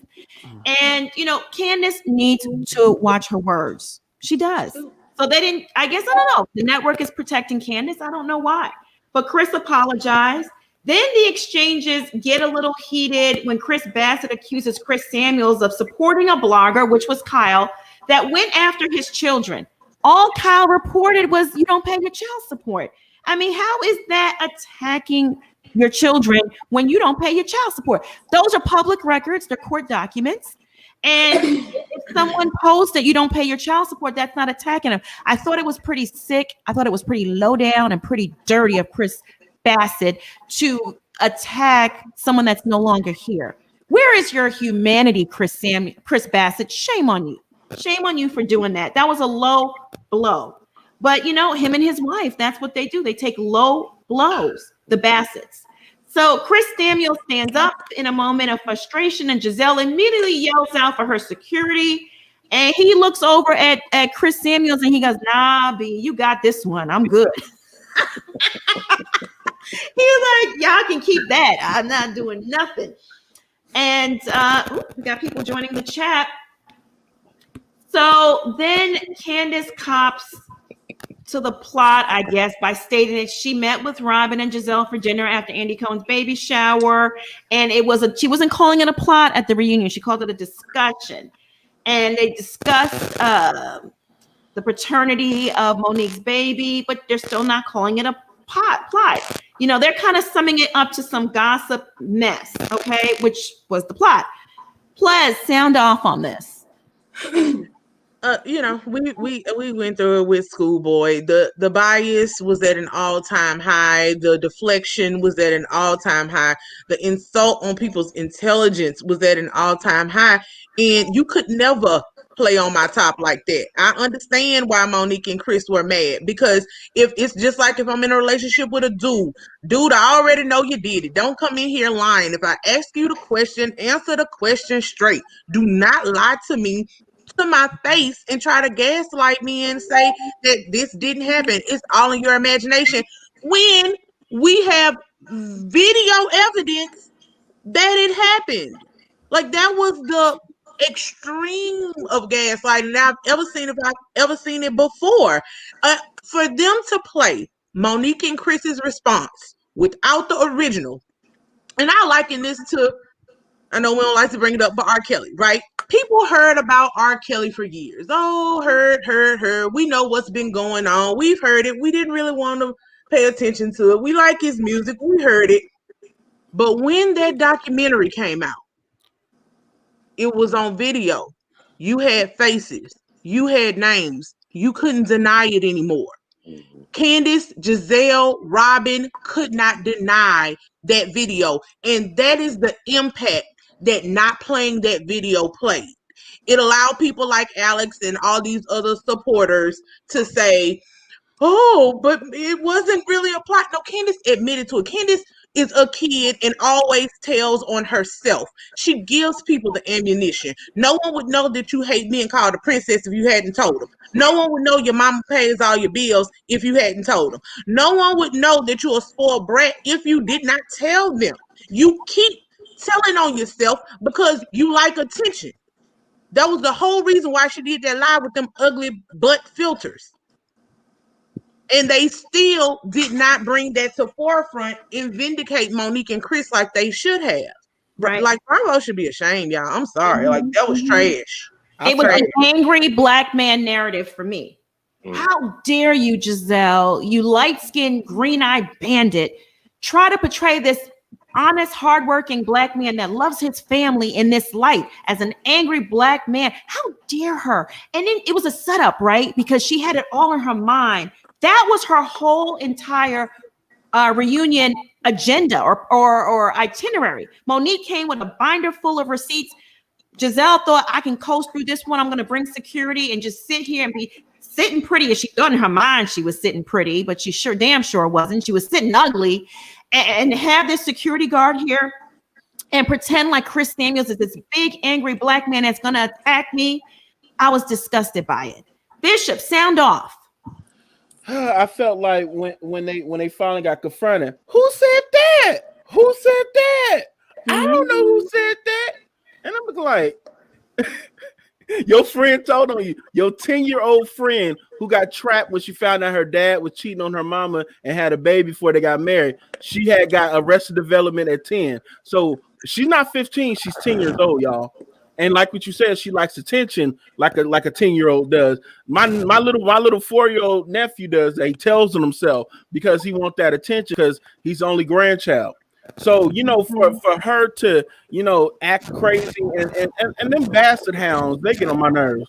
Like they'll try to sniff up and find something like you support that blogger. You did and no, that's not the case. You're trying to dig up something, trying to say kid for kid. That's not kid for kid. You ain't paying your bill. Now that's when you attack the parents. That's how you attack them. You ain't paying your bill. You owe child support. Now that's public knowledge. Now, if you won't get mad at yourself and your fish frying job that you claim that you sold. So that was the funny part. That took me out. He said the restaurant, we sold it. First of all, the restaurant's not sold. It's still open. It's still operational with the same owners that existed while you worked there. You got let go. You got fired. You're selling fish plates out your kitchen. And, you're coming on the reunion and faking the funk. I'm just so over it, y'all. And then Jezebel trying to pull that stunt like the only man you can get is the man you hire. Every man she brings to reunion, she hired him. Just like that bodyguard. This is in this case, his bodyguard ain't giving no affection or affection she paying for. But that's neither here nor there. But then Sherman stood in the background like that too when he was on there. Right, he ran off stage and they said, "You gonna marry her?" He said, "Doop." He was like, "I can't marry her." So Debonair, can you sound off on this? Yeah, so my main thing was I felt like they were just dismissing Chris Samuels altogether. Andy was dismissing. We talked about this an hour ago. Gizelle didn't want to talk about it because this was the moment that she was afraid of the whole night. And I also felt like this was the moment she was waiting for all night as well because Gizelle was silent for this whole reunion until this point came. And I felt like her mission for this night was to make Chris Samuels like an angry black man so that this would affect Monique's relationship. I'm so proud of Chris Samuels for standing up for his family on this night. And I felt like, he never yelled at her. He was trying to say, get out his piece about it. And they kept interrupting him, dismissing him. And he kept on saying, let me have my turn to talk. That's why his voice elevated. But other than that, it wasn't like disrespecting anybody. So I didn't understand why people keep giving that narrative that he was like an angry person. He was just trying to get out his piece. And he even said, I waited for this moment. Even if Monique had already cleared it up an hour ago, I'm the father of this baby. I want to save this for my son. So in 15, he sees that his father stood on this show and they stood up for my son, period. So it was disgusting to me. And I'm like, Andy should have known better. Exactly. Schoolboy, sound off on this. They just try to make them. You would think in the climate that we're in, that Bravo did this whole special on Black Lives Matter. Right. Fake ass shit. That they did. And which Candy plugged so she could get a check. Let's put that out there. So here's my thing. You played a narrative and said this man was an angry black man. doesn't your preacher, Christian mingle, baby daddy, supposed to be out here in the fight? Power to the people. So why would you take another black man that you have children by a black man and sit there and put that narrative out there that he's being aggressive? Right. Like why would you lie? She's And it's just evil. Yeah, right. And it's evident that Gizelle lies. She puts 20 on 10 with anything that she says to incite bullshit and to get it going and to stir the pot. But then you want to sit back and be innocent. You throw your rock and you hide your hand. Oh, not me. I didn't do anything. I didn't do anything. Right. You know, that's what kills me about Gizelle. If you don't like somebody, be a woman about it. Stand in your britches and say, I don't like you. People would respect you a lot more if you would just say that. It's the sly remarks that she does. Is that what I don't respect? Stand in what you say. If you just don't like the woman, just say you don't like the woman. But the jealousy is real. But because she And would you have to can explain see that. it. She would have to explain why. If I don't like you, I ain't explaining shit to you. I just don't like you. I don't have to explain anything to you. That's where Gizelle feels she hides behind that aesthetic and say, "Oh, I'm this first lady, prim and proper," but you're not. She's not. She's not. She's like Phaedra Parks, and I love Phaedra. The difference is, though, Phaedra hides behind the Bible, but she does it in such a satirical, comical way that she can, you know, I mean, she tells some lies too, you know, about Candy and the dungeon gate, but then Candy turned around and literally did a dungeon tour and was upping Cynthia's crotch. So whatever, you know, I mean, was she that far off the mark? No. She made millions. But listen, Phaedra can pull it off for me effortlessly because she, you know, the fake first lady role, because she is witty and smart. Gizelle is just downright evil and has no limitations and just out to make a buck. And you know, and Phaedra can live after Housewives. Gizelle needs that thing. That's why she do any and everything. Gizelle needs to be the last effing lady because the F word is her favorite word. Yeah. Oh yeah. And my thing was, you supposed to be a first lady and you cussing and you drinking on camera. Well, out of all the words you dropping the F bomb and talking about, you know, giving Jamal head before Portugal. What kind of first lady are you, in the words of Phaedra Parks? But what got me was Gizelle thought she had this whole thing mapped out where she would have come on there and portray Chris Samuels as this angry black man and have a narrative to run back to tell Jamal. And it didn't happen. She said security subdued Chris Samuels because he was verbally assaulting her and Robin. Never happened. I told 3 videos ago before part 3, I told y'all it was a lie and it wasn't going to happen. It never happened. But she still had to carry out this lie, right? Because Jamal was just like, no more peen for you. No more community peen for you. You are in timeout. And she had to come up with something, right? So she ran back and told that man that, and he got on that, soapbox and told those lies. It's embarrassing. It's a total failure. Total failure. Someone said we need other perspectives. We have other perspectives. We had Alex up here, and people don't always agree with us, right? You can always click off. You can always click off. And I don't know if I really want, well, you do want other perspectives, but some things are just absolute. And I don't know if people aren't a steady follower of this channel, but if they watched Monique's interview yesterday and heard her and Chris's story and journey to Chase, the multiple miscarriages, the multiple chemical pregnancies, as a woman who has had an infant loss is hard. Yeah, it is. Very hard. And so I fully understand them being protective, upset, defensive, rightfully so, about their family. And I don't know who, knowing if you actually know the full story now, could say that their feelings were wrong when they heard these malicious rumors being spread about their innocent child. Like, that's not cool. And if you think it's cool, I don't want to know you. Or even a woman that's going through a high-risk pregnancy Mm-hmm. I mean, this is not a storyline situation. Like, you don't play with that. Like, Yeah. she has she has so many issues, but she is choosing to have a baby right now. So I mean, imagine her being on the show and then this storyline pops up. Like, yeah, I'm not down for stuff like that. Mm-hmm. And that lets you know how dirty it is, because they did it to Ashley, talking about what you trying to do, have a baby, I corona, and all this other stuff, and it's just like, oh, thank God, he looked like Dean. Like, you're making attacks at babies and children. Like, when is it going to stop? Like, honestly, like, same thing with Eva, whatever, Eva, when she said about Porsche, she was saying he looks just like Dennis with a bow on. You calling her ugly? That's what you're saying. Yeah. Okay. So let's get back on the train. So the rest of the ladies and Andy keep harking back to the fact that their son's paternity was never brought up on the show, but both Monique and Chris Samuels are quick to respond that it was brought up but never aired. And cue Bravo editors inserting the clip, the unseen footage of Gizelle bringing it to TV. Now, had they aired it, we would have seen it, but they didn't air it. But nevertheless, it was brought up on the show.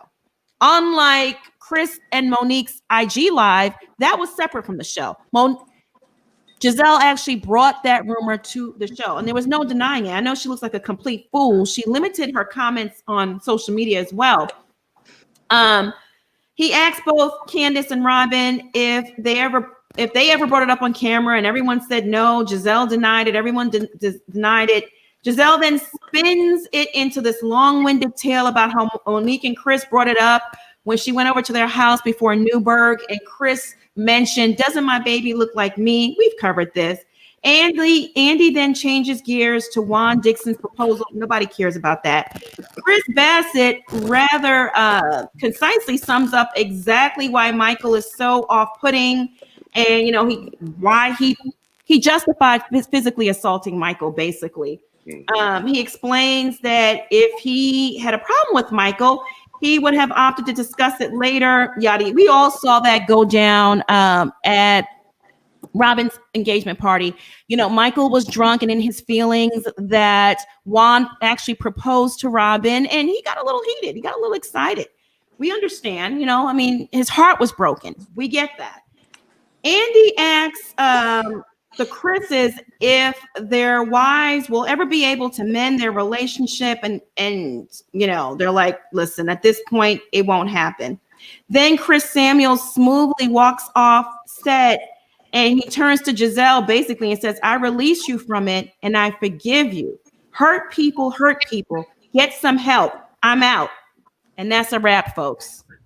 Woo! I don't play checkers, I play chess. There you go. He also said that. OMG. I want to add Leandra to the chat. Hey, Leandra. Hi, everybody. Thanks for having me. Hey, pretty lady. What were your thoughts on part 3 and Gizelle painting Chris Samuels as an angry black man? Oh, they played us. Production played us. Bravo played us.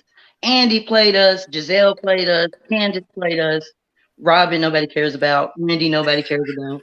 It was just microaggressions on top of microaggressions and stereotypes. Like the fact that Chris is big, they were automatically going to use that as an excuse.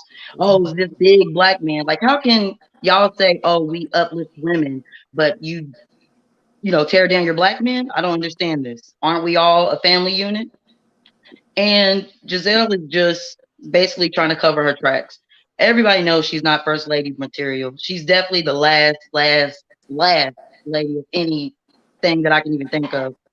And that karma is going to come back for all of them. It sucks because I love Monique. I was so mad when she quit, but I understand, like, money is not worth trading out your soul for. So she's going to get, Candace and all of them is going to get what's coming to them, and Monique's going to continue to shine. Continue to shine. I'm not worried about her. Isn't Michael the aggressive man on the show? Yes, sexually assaulting everybody, and nobody's saying anything. And he pushed people out the way so he could try to get in Chris Bassett's face. Yes, that's the only one that displayed it. So how is they nervous about quote unquote big boy? And you got that right, Giselle. He is a big boy, and he will knock Jamal out if he show up at his house. Exactly. And that security guard looked like, I don't want them problems. She paid him for no reason. She could have gave me that money. Too. And you got to remember, Robin said, why would she bring security when she can handle it? Right. Robin got some guns. She wasting money that she could be using on that stylist child or the house. Right. Nobody ever finished flipping that house. Throwing good money away. Guys, can we quickly address Robin's outburst? I wish Juan was here. Juan was here. What the hell was going on? Where is Juan? That's what I want to say. Like Jamal, where is Juan? To do what? What was Juan going to do? Juan wasn't going to do nothing but sit there. I am so glad Juan Dixon is not here. I thought he was going to walk on the floor. Yeah. Juan was with his real woman. He was not. Juan was in Vegas with Michael without the cameras. Juan was. I'm starting to think that. Yeah. There's something there. I'm gonna be real with y'all. Gizelle has a better chance of having a long last relationship with Robin Skid Row Dixon than she has with any other man. And the same thing goes with Michael. He really want to be with when he seen Juan Dixon. It was love at first sight. It was love at first sight. Yeah, it was love at first sight. And you know that Juan was the person he was talking about, thinking the thing about. He was talking about Juan. Oh, but did you guys check that too? Because when they said that on the show, they said that Michael said that, but Juan was the one who said without the cameras. Yes. And he said just me and you. Yeah.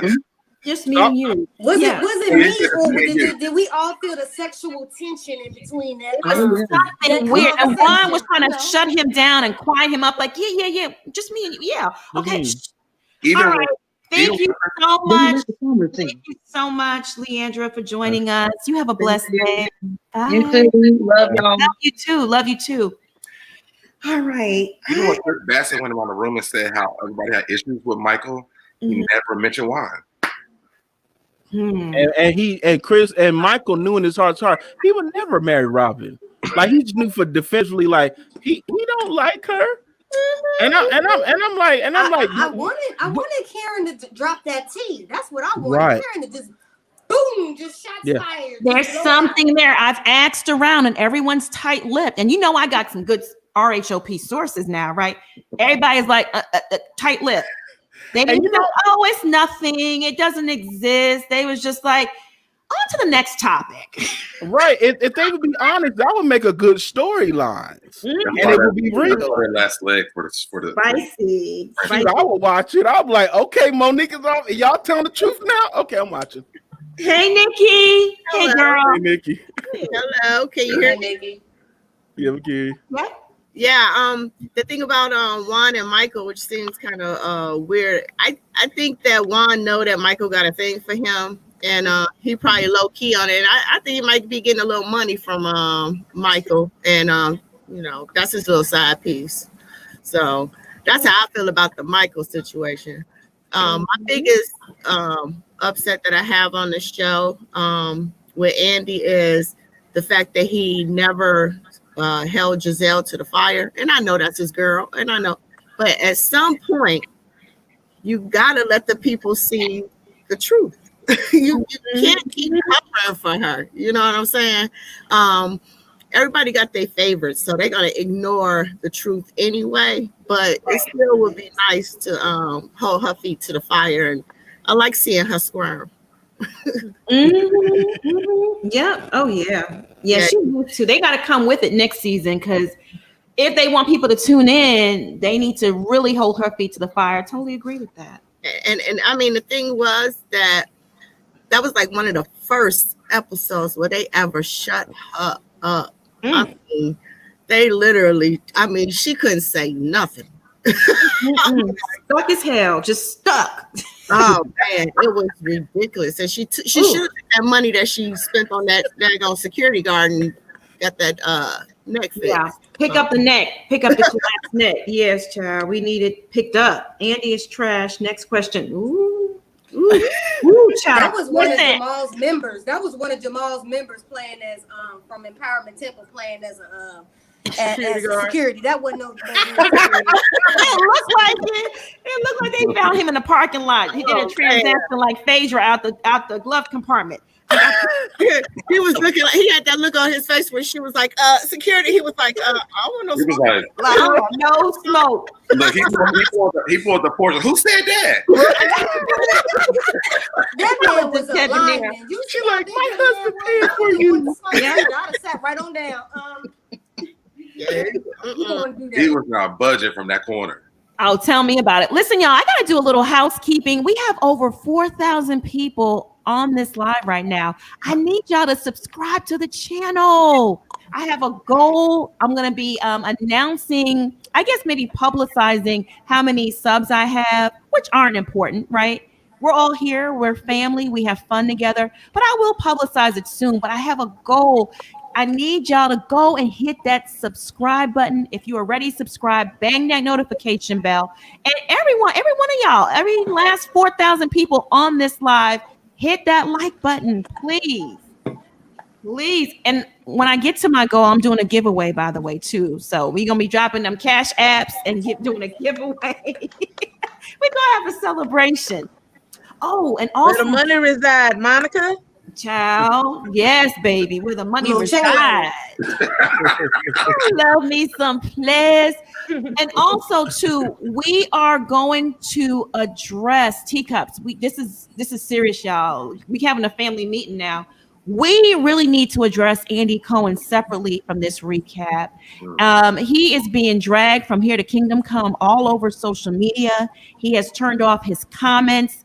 The way he is treating these Black women will not be tolerated. So we will be addressing Andy Cohen and this boycott tomorrow. Same time, same place, same time, with the same teacup affiliates. Schoolboy, Ples, Bishop, Debonair is going to be here. Nikki, you showing up? Heck yeah. I'm talking about. I'm coming. That's what I'm talking about. Okay. So we'll see y'all back here tomorrow. Nikki, sweetheart, you are beautiful. Thank you so much for calling in. And I'll see you tomorrow, honey. Okay. All righty. Okay. I want to add Bernice to the chat. Hey, Hi, guys. Hey, Aunt Bernice. Woo. That baby Alex. We're in grown folks conversation. Go in there with the kids, cause we gonna keep you just in prayer. Exactly, cause he's caught up on the looks. That's all it is. It's the looks. Miss Bernice, I think you're from the South like me. You know what we say, bless his heart. Bless his heart. Yeah. Just wet behind the ears. He don't mean no harm, y'all. Yes, he is. You just put that pat on the head and say, "Go over there, baby. Just go over there." But Andy, I lost all respect for him. I told you he was on my shit list. He definitely on the shit list now. You know, it ain't no getting off, because when Chris said, "I want to talk about this," oh, we discussed that last hour. Motherfucker, I wasn't on here last hour. So I want to discuss this now. Okay. You know, Gizelle brought it up in her confessional about the baby. You let this little whining little chick do her live and talk about the plot, but you're not going to talk about it and say it wasn't brought up on the show. Really? And then when she told the security to get him, he looked at him like, "I ain't going over there." Nope. No, I'm gonna keep my black ass right here. Okay. You know, and she was just being totally disrespectful. This big motherfucker. Yes, that's a big black, beautiful black man. Yes, he is. Yeah. You were showing all your guilt. All your guilt was all on your face, boo. Yeah. All of it. So even though y'all didn't discuss it, you just proved to the audience that it was a plot. Yep. That it was a plot. And your Teen Titans Robin can shut her ass up. I wish Dwan Dixon was here. He wasn't gonna do a goddamn thing. Nothing. Okay. You know, come on now. Really? I wish he was here. He wasn't gonna do nothing. If anything, he was gonna give Chris back. Like, bro, I understand what you're talking about. Right. He probably said, Robin, hush. Right. Just be quiet. Just be quiet. Grown folks talking. Grown folks talking. Grown folks Right. business. Yep. Thank you. Thank you. You know, like Candace, she didn't accept the apology. That's on her. I'm like my girl in Sparkle. I said my piece. You accept it or you don't. That's on you. That ain't on me. It's off my heart. It's on you. It's on you. And I'm not watching next season. I quit. Nope. Yep. They lost a vet. I've been watching since season 1. I even watched when they had the Real Housewives of DC that lasted a season. I watched that. I'm not watching Potomac. Nope. After this, and my heart go out to Monique, but I understand. I won't have peace in my life. I can't have peace with y'all. So in order for me to have peace, I gotta let y'all go. Candace not grown enough to do that. Candace ain't figured out that Gizelle was the mastermind behind all this while you sitting there doing all your crying, you dumb. Oh, you need to get one of them damn degrees from Miss Thane over there and figure shit out. Because she was looking real stupid. I'm sorry, she was looking really, really stupid. And schoolboy, I love you, cause your face when that little baby was talking, woo. Don't let the young exterior fool you. I'm 34 going on 35. Don't right. Don't play with me because I'm an Aries. Right. We don't like for people to play with things that we love. And yes. so when you sit up there talking about children, you're going a little bit too far, sir. Exactly. And for you to sit up there and act like you ain't got no home. I don't know who raised him. I don't either. I don't know either. Because I just turned 55 Sunday. And I got great nieces and nephews. If anybody coming for my blood, I'm coming for you. Yeah. See, this is why as a Gemini, I can put a smile on my face and still shoot you with a machine gun and go back and go drink my lemonade. Like, hey, how y'all doing? Exactly. I ain't with you like that. Yeah. I'm a Capricorn. When you show me your true colors, like you gotta go. It kind of took me out when he said they're jealous of what she has. I'm like, sir, she lives in Bethesda in the older community part, not in the newer part. But all he had was this. Yes, that's all he was cut off. Right. She's pretty. I was waiting for the response. Like, what else was it, sir? Because I was nope. It was like, all about aesthetics. Don't go into the light. Right. Andy's not racist. I like. You must don't watch a lot. A lot of shows. Exactly. Yeah, you just have to pray for people like that because they don't like themselves. Right. So you just have to.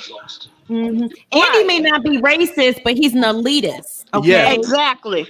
Yes, and that's the he didn't get. He like, last time I checked, you can't use the colorist line because Candace is dark skin. I said, sir.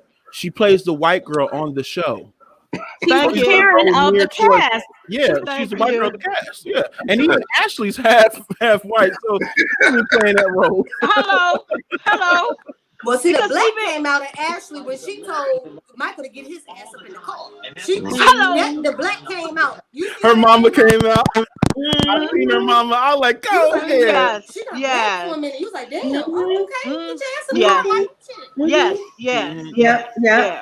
Well, Miss Bernice, the backstage is getting filled up, but you know I love you to death. I love y'all all. Schoolboy. Y'all, let's wish Miss Bernice a happy birthday. Happy birthday. Happy birthday. Wish Miss Bernice a happy birthday in the chat. I love Miss Bernice. Look out check that Cash App, baby. Check that Cash App. I got something for your birthday, boo.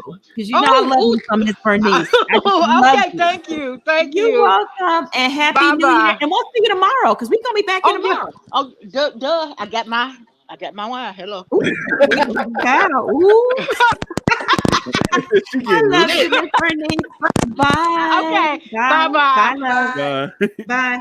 I'm gonna add Trisha to the Hey. Pressure.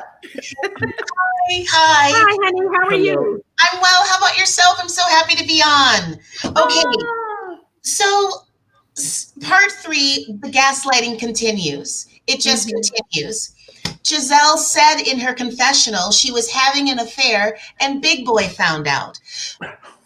Monique said, it was in the confessional, but they cut out the part about, and the baby might not be his. It doesn't matter whether they cut out the part about the baby might not be his. Free speech is not unlimited. You cannot yell fire in a crowded movie theater. You cannot protest at a soldier's funeral. And you cannot say a married woman is stepping out on her husband and not think people are going to question the children. It was purely a part of the plot, and the gaslighting was upsetting me. It had me questioning, I know I'm getting binged up on these shows, but did I miss something? I thought I just saw that. It was ridiculous. So, I saw something on YouTube from Kathy Griffin. She said Andy Cohen lives to take down women. He has a problem with women. She said him and a few others in Hollywood, they're part of the gay mafia. They have a problem with women, and she didn't say this, but I deduced this, especially a problem with Black female power. The other thing that I wanted to mention was Alex. He got me kind of upset too. He said, why is it all about race? And then he went on to talk about how beautiful Gizelle was. Well, first of all, it's all about race because we're in the United States and racism is institutionalized here. And second of all, Gizelle, you keep saying how beautiful she is, how beautiful she is. That goes towards the racism. Gizelle is a pretty woman who is very European-esque. That is why you're calling her beautiful. She's no more. First of all, I think Monica was the most beautiful woman on the show. I'm sorry, Monique. Monique was the most. Thank you. You've been fired, girl, fired. And then the with Karen. Yeah, Karen is almost 60. I just don't even know where to go. But I wanted to say this about the whole Mike and Juan thing. Yeah, Michael clearly has a crush on Juan. But I think for Juan, I don't think it's a crush. I think it's a father figure. I really do. I think the reason why he is with Robin is because he doesn't want to lose his boys or her parents. Because if they really separate, she's gonna be like, no, you're my mom and dad. I don't care if you adopted him. You're mine. You can't have him. She's gonna try to keep the children from him, and she would try to keep her parents from him. Juan is looking for another father figure. He knows he's going to lose her parents. So I don't know. Does anyone see that he's looking for a father figure? Am I totally off on that one? No, that was something I never even thought of until you brought it up. But that's a good. I don't think he's a father figure at Michael. You don't. No, but he's an older man, and he's always been so nice to Michael. Yeah, he knows Michael's sexually attracted to him. He's sexually attracted. Right, I know, but he knows that Michael may. I think that it's a father figure, because if you know a man, if you look as a I kind of feel all straight men, they have a little bit of homophobia in them. They need to work on it. It's institutionalized in our society, just as racism is. And the kindness that he has shown to Michael, he's looking for another father figure. I don't think that Juan is on the down low. Not that there's anything wrong with being gay, but I do really think that it's a father figure he's after. That is what and when we see he and Robin not get married, and she tries to take the children away from him, which she won't be able to do, but she cuts her parents out of his life. Remember, those are the only responsible parents he's ever known. Yeah. That is going to be a hell of a storyline. But I believe that his relationship with Michael, it's a father figure thing. I really do. But it begs the question that he got reunited with his real dad. Yeah. Oh yeah, he did. So I'm trying to be weird then. I saw like an episode of him reunited with his real father or something like that, but does his father have the emotional capacity to be a father in his life? Well, Even though he's an adult man. We don't know. We don't know. His father was actually at the engagement party. Yep. I think the energy between those two is sexual. It's sexual. You really think that? Michael Well, definitely on Michael's end, I'll tell you that. On Michael, definitely Michael. Energy coming up. It's more of a predatory thing. Like it's not. I said that I think that Michael's a predator, and I think that's what. And I think Michael has picked up on the fact that Juan needs a daddy. Yeah. He picked up on the fact. But most heterosexual black men would have said, "Yo, step off." Yeah. I'm not feeling it. And does he need a daddy or a zaddy? I don't think Juan. Good point. Oh. I guess some is different. Oh, I'm I sorry. like I was that most homosexual men would have told him to step off. I don't know. I don't think that Juan is on the down low. I just think he knows he's going to lose the stable parents that he had. But let me say this: when he had made that, when Robin said, when they talked about it on the last reunion, they said who was the husband, and then she's like, was it Juan? And she finally said it. She's like, so what did Juan say? He laughed at first, and he told her shut the f up. Mm-hmm. That is not that's a weird response for an ex-husband or person that's involved with to do that. I think he was saying that because it's hitting too close to home. And when Michael drinks, he starts telling him the truth, what's going on. And I think that's what Karen was going to reveal, but she didn't do it. When anybody drinks, is liquid courage. You tell all your business. So, and I think that's why, Ray be telling Karen, don't be drinking around these heifers because they're gonna be using that against you. You need to be within sober mind because she said she doesn't like his dick when she's drunk. Okay. And I believe it too, because it just, after a while, it probably just got a little rusty and she's still trying to get it in. And he was coming up them stairs real slow. I'm like, the camera people are so dirty. Whatever conversation he was gingerly coming upstairs. Juan is never ever involved in the general conversation with the rest of the guys when it comes to Michael, period. Mm-hmm. Thank you, Tresha. I'm sorry. How do you pronounce your name? Trisha with a long E. And I would love to I'd love to be Thank you for joining us today. The backstage is getting super filled. We'll be back tomorrow, same time, 3 p.m. Eastern, same place. We're diving deep into Andy Cohen's elitism, racism, misogynism, all that stuff that's going on with Andy Cohen. And the boycott that is picking up fire. It's picking up steam online. So we'll see you tomorrow. Okay. Bye, honey. Thank you. You want me to leave the studio? Yep, there we go. I'm going to add Princess. Hey, sweetheart. Hey. Y'all better be lucky that Juan Dixon is not in this room. She needed a line. Oh my God. Shaking in my boots, child. That's all I can say. Juan wasn't gonna say a motherfucking thing. Nobody. You got to say 3 times. You to shut up, okay? And he was gonna sit there and eat his food to look pretty, okay? These last 2 days have kind of spun me, and I made my reviews and I had my notes, and this baby Alex came in here and he done kind of pissed me off a little bit. I don't even drink. I wanted to drink with schoolboy. I was like, pour me some. Pour her a glass. Go ahead, pour Princess a glass. Don't nobody care about no damn Gizelle. And ain't nobody jealous of her. What is there to be jealous of? Right. Yes, she is pretty. But baby, like I said, I used to be a Gizelle fan first season, but now I try not to cuss. That bitch made me want to beat her motherfucking ass. Oh, girl, please don't cuss. Please don't. Please don't cuss. I'm sorry. That's it. I know. So I wanted to come through the screen on her because the misery and the bitterness came all the way through her skin. It came all the way through her face. Now, y'all know I'm righteous and ratchet. Now, I'm going to go to the church side of this. What kind of woman would you want to have in leadership over your people? Thank you for calling. A first lady is supposed to be a woman over all women, okay? She's supposed to teach you and to lead you. Okay. And I don't see nothing of that from her. She's bitter and she's broken. And to sit up there to actively plot and backpedal, baby, she was moonwalking all over that stage from that seat. Okay, and that's the only reason because we only called because we had to adjust the balance on that claim. Trying to say that she didn't say or insinuate that man's baby was not his baby. I have children, and I've had my vagina lied on over the years That's not a fun feeling, okay?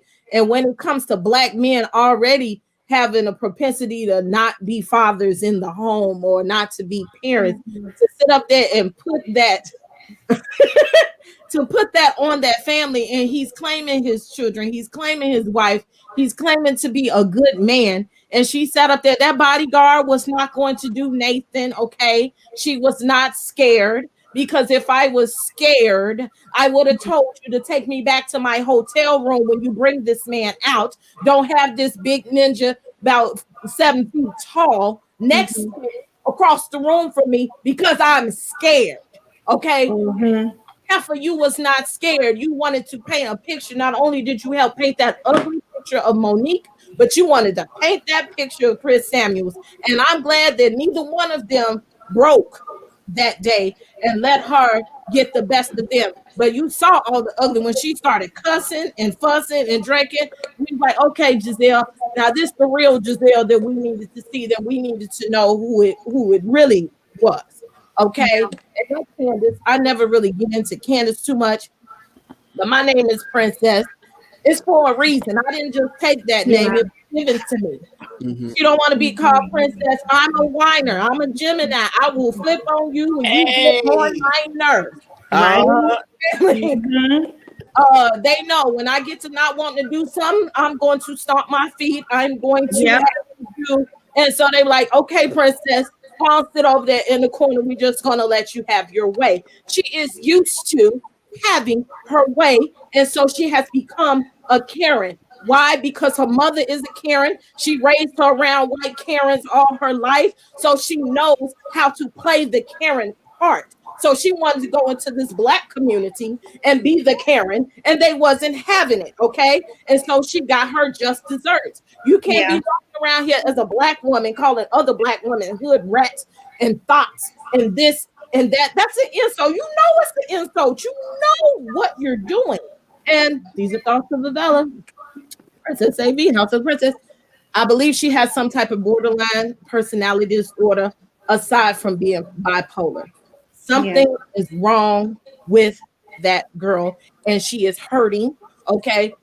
That spirit is on her mama. That spirit is on Gizelle and Sharice. And because she was miserable by her own self, that is why she gravitated to the miserable party. Okay. Princess, I want you to hold that thought and hang out backstage for a little bit, because I just want to bring Tatiana on, because she's been waiting a while, but don't go anywhere, because you know I need you to finish talking, okay? Dang, Small, she killing them. Hi, Tatiana. How are you? I'm good. And I wanted to say first off that you guys were kind of my introduction into the whole like recap community. So I've been a long time, watcher, and I think you guys all have great opinions, and it's interesting to see things from different perspectives, from things that I wouldn't have thought of. So I'm happy to be here. I'm going to say things, though, that you guys are going to agree with, and then some things that you guys aren't going to agree with, but I hope that we can have like a dialogue and I don't get dogged out like how Alex did. But I do agree with you guys that I really did not like the narrative that Gizelle was trying to paint with the whole bodyguard and Chris situation. I feel like the producer should have told her that doesn't need to happen. It's just not going to look good. And if anything's going on that isn't going to be great, we'll step in. I thought that that was really rude, especially in the climate that we're in right now. For her to continue to push that narrative and try to seem like she's so intimidated by the whole situation was absurd. But the only thing I don't agree with you guys on is I don't really understand. Like, I understand that it was wrong for Gizelle and Candace and Robin to potentially even let Chase's name come out of her mouth. That shouldn't have ever gone there. But the only thing I'm confused about is if it was hurting Monique so much, just like you guys said, if anyone even mentioned your children, you would have something to say. Why was Gizelle all up in her house, in the back of her truck? She's high-fiving her. She's going to dinner with her. She's teaming up against Candace with her. It just seems a little weird. Like, I feel like if you were really that offended, you would have either had a conversation with her outright, or you would have tried to do, you wouldn't have been so into the like forming a relationship. It kind of comes across like because Gizelle didn't want to be your friend ultimately, you then bring that up.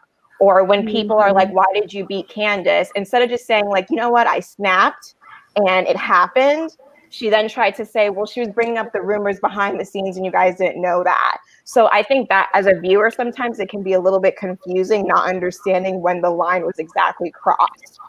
Now, Monique did address that before, Yeah. and she addressed that before, and she said at that time and point when they started filming that portion, she did not know that Gizelle and them were doing this at the time. That's why Gizelle was around and she was getting to know her. If you go to, I think it's episode 2 or 3, when Karen was at her house in the backyard and they were sitting there drinking, she kind of alluded to her like, Karen didn't say it, but Karen's facial expression and her body language said, "Don't trust her because she's plotting. Don't get too invested in Gizelle." And I think when about time that Monique caught it, it was after it already started. So if she would have caught that earlier, she really thought Gizelle was trying to be a friend. And Gizelle, let's be clear, Giselle's not friends with nobody. She ain't even friends with Robin. She just used Robin as a stand-in, as a point of someone to feel better than, because she does have more than Robin.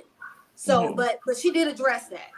Okay. Well, no, she actually, what the truth is saying, she said that this was a job for her, and that she was just doing her job here because she knew this before the season started about these rumors and it's supposed to come on this season. But she said it was her job because she was going to be professional.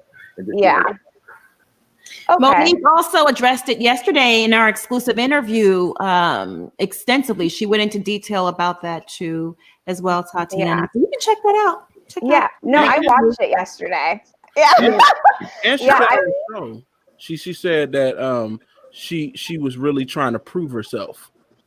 And usually people try to prove themselves, they go to extreme lengths to be liked by people. And she found out and I get all of that. But you have to understand is that that's gonna come across like your reasoning is disingenuous.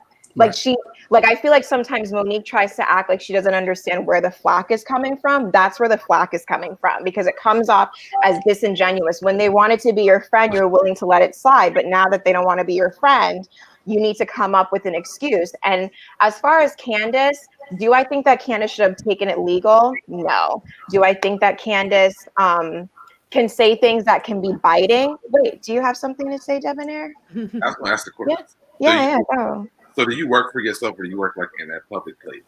I work in the corporate environment. Do you like so I know what it is to play politics. Right. But there's a difference between playing politics and just getting along with somebody that works in the cubicle next to you versus going and sitting and have lunch with them. No, that job descriptions are different. You really can't compare the two. On reality television, that is the job description. But producers will say to you, producers pay these restaurants and they will say to you, we have a scene set up. Because they need content. They said and they don't have time for things to be happening free, willy-nilly anymore. They have to pay for time for these camera people to show up and film. They got to pay to reserve these spots in restaurants, and that is a job description. We need you and Gizelle to go sit down and talk and after 4 seasons, that was the 5th season, we need you to somehow change this narrative. We need you to make up with her. So Monique thinks about it and she thinks about it and says, okay, well, let me see what I can do. And she goes, meets with Gizelle and they have lunch. That is part of the job description. It's really not phony. She was just doing her job. Yeah. I mean, the whole thing is disappointing because, to be honest with you, like, I always watched the show. Well, I watched season 1, but season 2, I really liked Monique. And then season 3, I really liked Candace. Like, I loved their dynamic together. And I really wish it could have panned out where it would have been Candace, Monique, and Karen versus Robin and Gizelle with Ashley floating in the middle. Like, in an ideal world, that's what it would have been. And before Monique announced her departure, I kind of was hoping like maybe there's a smidge of a chance that they can get to that. But unfortunately, we're not going to get to see that. And, I said, I watched the interview yesterday and I respected Monique's ultimate decision to put her family first. So it's just about kind of seeing, I guess, how everything goes from here. I don't know. Yeah. Thank you for calling in. I love different perspectives. Everyone on this panel does. You're respectful. You speak really well. And you know, it's good to hear different opinions and get certain things clarified, or get maybe a new perspective on things for you. Yeah. Make sure you tune in tomorrow, because again, we're dragging. Oh, that I want to hear. That I want to hear. I've been on that. Elitism has to be addressed. The racism, the misogyny, we're addressing it all. And that boycott. Let me tell you, ooh, child, he had to turn his comments off. Okay. Well, I'll be in tomorrow, so I can't wait to hear what you guys have to say. Thank you. You have a beautiful day, honey. Bye. Now, CC Freak was waiting a long time. Hey, sweetheart, how you doing? Hey, what's up? Hello. Good. Can you hear us? You seem frozen. There's a delay on your can you see internet or something. Can y'all We can see you. You just not. We can see you. It's just kind of hear me? slow. I'm on my that's better. car. Yeah. Can y'all see me? Yeah, can. Hey, sweetheart, what's up? Ooh, dang. One of my moderators It's texted me and said CC Freak needs to call in right this now. Panel you got going on? Your internet's messing up, baby. Yeah, y'all killing it today, and I felt like I'm trying to stay still. It's on Wi-Fi. It's not working, baby. I just wanted to say real quick. I felt like when Alex came through, y'all wasn't bashing him. Y'all was educating. Oh, it's not. Dang. Because I ain't even. There you go. You're educating him. Yep, we can hear you. I was just saying, if y'all can hear me, I was saying when Alex called, y'all were y'all were educating him, because it's not about Gizelle's looks. A matter of fact, I'm gonna say this: everybody on that cast is very pretty to me, but Gizelle's soul is extremely ugly, for the simple fact that she put that kid's name out there. She knew what she was doing. She knew exactly what she was doing. And how are we jealous of her when You're frozen. You're frozen, honey. I'm gonna have to take you out. Sorry, sweetheart. Try again, okay? I'm gonna bring Ed Shanada to. Oh, hello. Hey, how are you? It's so hard to get on to talk to you. Thank you for hanging out with us. No problem. I want to say this really quick because it's on my mind. In regards to the last caller, not the one that we just had before that. I said this with DJ Richie Sky. I think why people are so hard to understand why Monique filmed with Gizelle in her house is because Bravo did not do a good job of showing what happened off camera this season at the reunion. And you have those individuals who watch the show, and then you have the individuals who are paying attention to what's happening behind the scenes. So the ones who are watching it behind the scenes, like, we know about that video and stuff. So for Monique and Chris, they were okay as long as the information didn't air out to the public.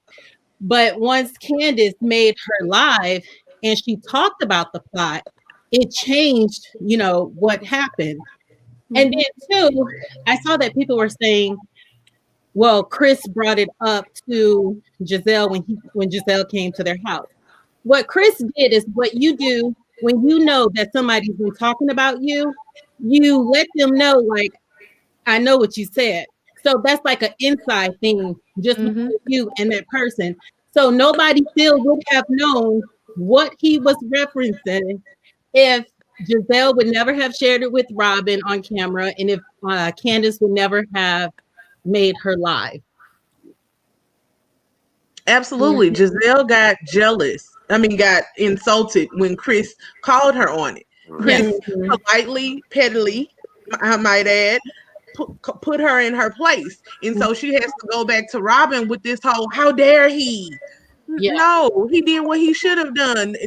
Got you together real on the slick side. Don't he look just like me? Yeah. Because I know what you said behind closed doors, and we're going to dead this right here to your face. He came to her live and direct, and she couldn't take it. And she kept trying to bait him, like, well, who would he look like? Who would he look like? Just like his father. Like, he was on it. It was like, basically, I got your number. Yeah.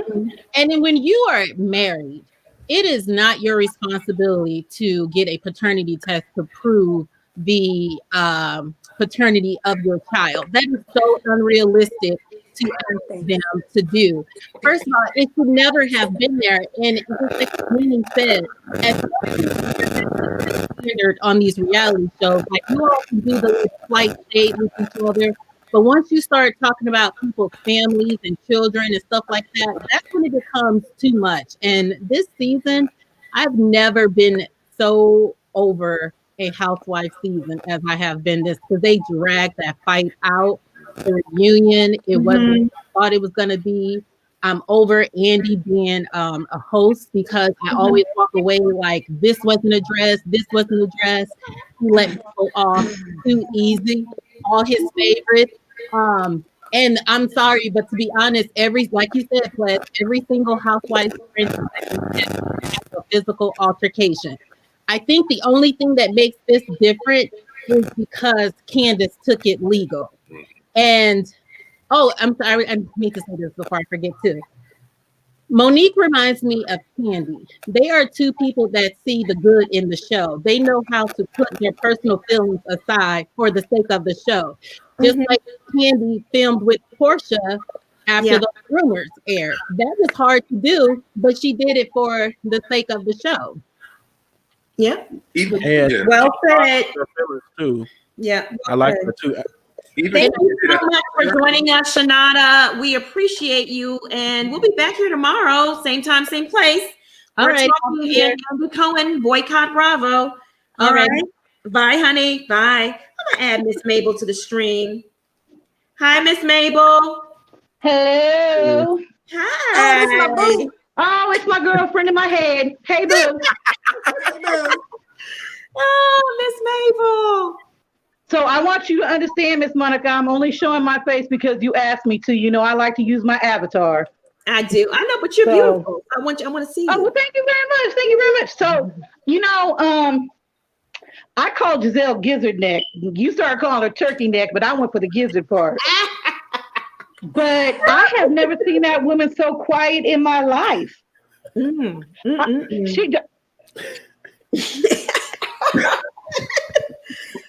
was hilarious.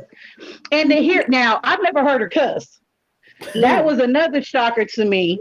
But I have to say, yesterday was okay. So when you got ready to come on, I knew Monique was going to be on. I don't know how, but I had this feeling. She was incredible. She spoke her truth, which I believe to be the truth. Right. It amazes me. Poor Alex. Poor Alex. I don't know what show he was watching. Right. But I appreciate that you didn't bash him too badly, even though you had to go get a drink, schoolboy. My daughter was laughing when she saw you do that. But you know what? I have to say what bothered me. So, you know, when Chris Samuel was telling Monique how much he appreciated her and how he showed her how she really was strong and how she cared, you know, all these things. Why Candace ass had to talk shit the whole time? Those fake tears over there, he crying. That was Gizelle. Yeah. Oh, was it Gizelle? My bad. Because they were showing Candace too, so I didn't know which one it was. But you know why she was doing it. Well, because she don't have a real man in her life. Except for her. Chris was the MVP. For sure. But I also, you know what I also appreciated about Chris Samuels is that he and Chris Bassett, even though their wives cannot stand each other, they still were civil. They didn't try to really bring each other down. And even afterwards, when they walked off, he made the comment, you know what? Our wives may not be friends, but I can still speak to you. I don't have to. I held no animosity towards him, and he held no animosity towards Chris. That's true. That's a true grown man. Grown man. Yeah. Unlike Jamal and his upside down binder, lies. But I think that a lot of people also, like Alex, they only see what they want to see. Do you understand what I'm saying? It could be an age thing. It could be not having children. And I'm in the mindset just like Princess and just like you, Monica. If you come for my children, best believe, bitch, I'm coming for you. Ooh, child. Any way, shape, or form. I have 8 children, grown children to, you know, my youngest is 15. And they got my back too. So I don't think I'm coming alone, boo. I got my mama back too. Yeah. Right. Yeah. So it kind of makes you appreciate everything. I'm really excited you've been doing so many live shows. I'm excited about tomorrow. Oh, because Andy got to go. Poor Oh, baby, he yeah. had to shut off his little notifications. Poor little baby. Poor little baby. Poor Miss little Mabel, thing. you a trip. I love you. I really do. I love you too. I know that. you probably have other people. I just want to say, first of all, Pledge, I love seeing you. Mr. Thank Debonair. you. Yeah, you Debonair, all right, boo. And Mr. D. Bishop. I see you over there writing the Basset Hounds and stuff. It's nice to see a panel of different people, although I love the other panel too. But you guys have a great day. I will see you tomorrow. I'll be twittering at you later, schoolboy. You already know. Yep. I love you guys. Have a great day. Love you too, Miss Mabel. Bye. Bye. I just love her. She puts me in a good spirit.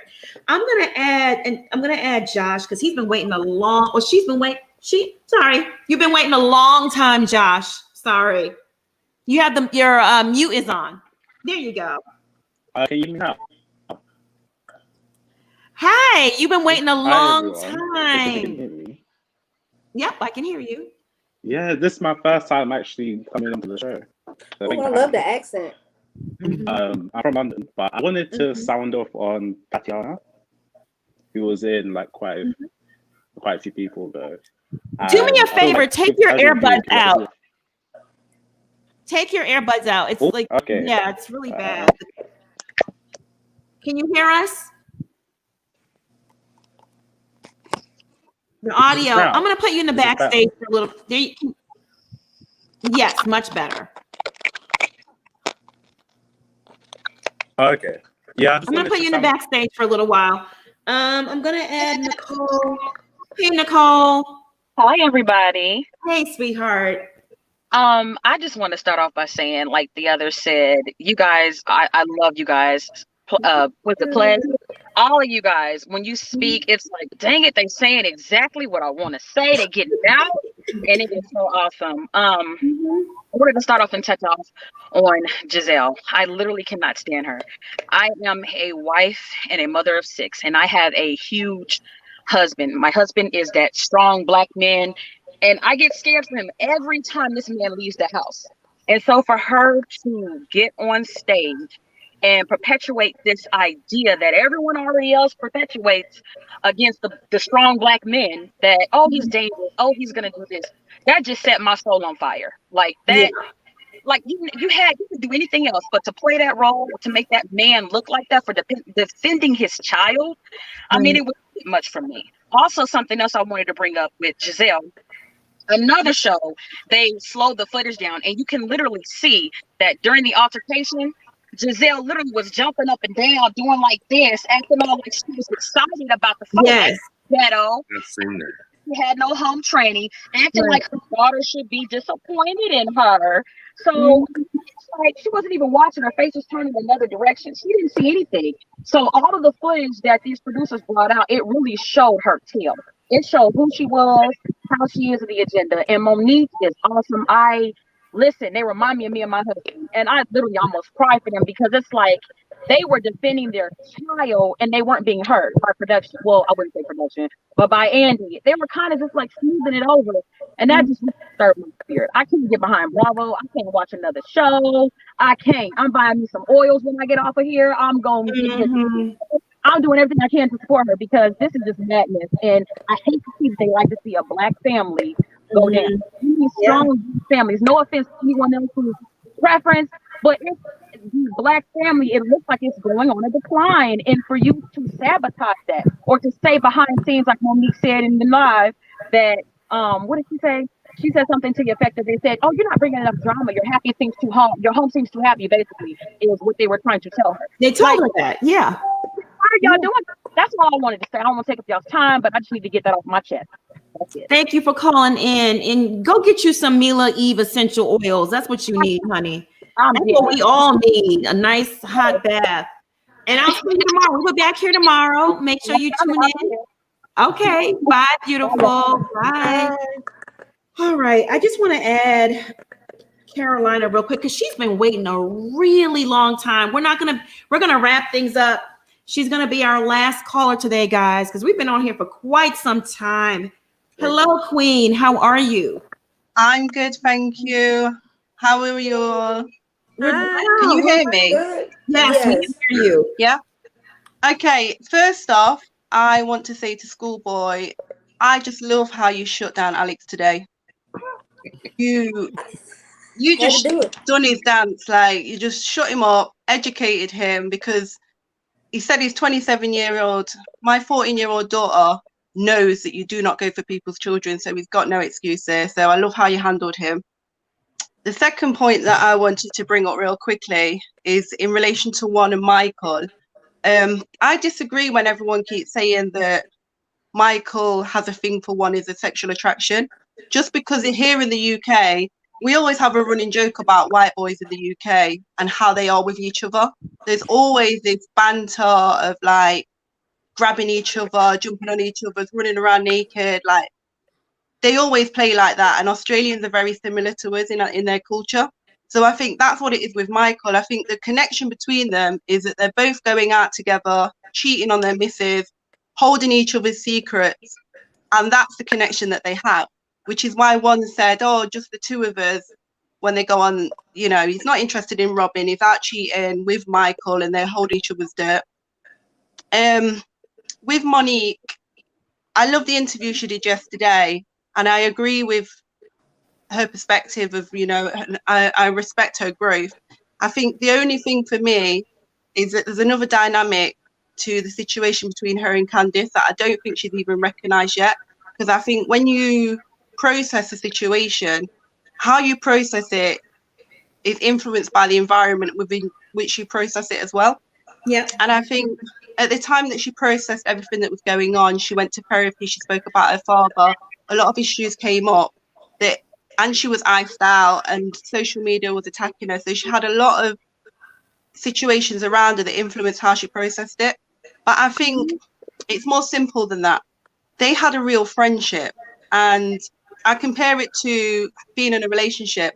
If some random person, or even one of my work colleagues that I don't really fuck with, sleeps with my partner behind my back, my issue is with my man, not the woman. If my best friend, my sister, my cousin, or someone close to me does that, I take issue with her. That cuts deeper. And it's a similar situation with the whole conversation about her son and the cheating rumors. It doesn't matter where the rumor came from. It doesn't matter how many people in Potomac was talking about it. It's the fact that someone so close to her didn't shut it down and didn't let her know. She had to hear it from Karen. Yeah. And that needs to be processed in that way, that whether she hit her or not, she shouldn't have hit her. Let's be clear. Like, violence is not the solution. You only let yourself down. But she would have still reacted in some way. Right. And all of the people saying, oh, you know, she kept coming for Candice, she kept coming for Candice. Rightfully so, because I would have came for her as well. And I would have tried to be professional, but you can't keep your professional hat on all the time. You got to check a bitch when she needs to be checked. So I think that she needs to kind of get to that point at some point. With Gizelle, this is something that I feel really strongly about, and I think I should speak on. With Gizelle, she definitely has this pretty girl syndrome. And I think it's disgusting that she has that. I'm light-skinned with green eyes. I have more black culture in me and more black DNA than I have white. And I take it back. I remember when her and Robin used to attack Katie because Katie wouldn't dismiss the fact that she's biracial. People tell me, oh, you're black, you should identify as black. In England, we're very open to kind of people identifying for themselves. I class myself as mixed heritage. That's it. I've got loads of different, I'm like a melting pot of cultures. But I understand that because of the way I look, I will be accepted more in certain environments. But all that does for me is makes me want to fight harder and speak louder for people that don't have the same privileges as me. I fight harder for my sisters that are darker than me. I fight harder for all of the black, beautiful women that don't have the opportunities. If I have an opportunity and I can bring someone along, I'm going to bring somebody along that's strong and beautiful and isn't light-skinned, just for that simple fact of I know that I have an advantage because of the way I look. But at the same time, that doesn't define who I am, and it doesn't make me a nasty person. With Gizelle, and Robin. They constantly go around, I'm light skinned with green eyes bandits. They thrive off it. They've had people around them from a young age telling them, you're beautiful, you're so pretty, you could be a model, you could be this. And they forgot that actually you need a personality. How many times have you met somebody and the first time you meet them, you think, wow, this man is absolutely stunning, or this woman's beautiful. And after a few times of meeting them, you look at them and they physically do not look the same way because their heart is black and ugly. That is both Robin and Gizelle. They drag people down. They want to go, I'm black, but then they ride on the tail of, I'm light skinned, I've got green eyes, I'm pretty. But actually, prettiness is what comes from within, and they're both ugly. Right. Yeah. One more thing about Gizelle before I go. It's Gizelle was very quiet throughout the whole reunion. She did not react to Monique at all. She was very quiet. I don't think that was what people are perceiving it as being embarrassed and ashamed and shutting her up and not knowing what to say. Gizelle is very smart. She sat and had a conversation with her fake pastor, holy whore, no condom loving dick, whatever you want to call him. She sat and had a conversation with him, and they planned all of this. So if they have a reputation to uphold, which is all fake and phony, they can't defend themselves, so they have to tear other people down. It would have been easy for them to attack Monique, but Monique has her fans. So instead they chose to attack Chris as a black man. If Gizelle sits through a whole reunion and doesn't react, but then brings out a bodyguard for Jamal, and then goads Jamal and has plenty of mouth for Jamal, calling him a motherfucker and Emma fucker and all of this stuff, she knew what she was doing. Her and Jamal wanted to validate Jamal's claims that Chris is violent towards women and that he has, all this aggression. They planned that, and she played her part in keeping quiet, not reacting, but reacting and goading Chris, gaslighting Chris, for him to then react to it. And she had her bodyguard on standby that didn't do shit. So I think she's very smart and she's very calculated, but she could use that brain to become a better person and go and get some therapy. Yeah, I totally agree. You are preaching. Listen, teacups, we are international, okay? We have teacups in England, Kenya, South Africa, all over the place. And this sister right here, she gets it.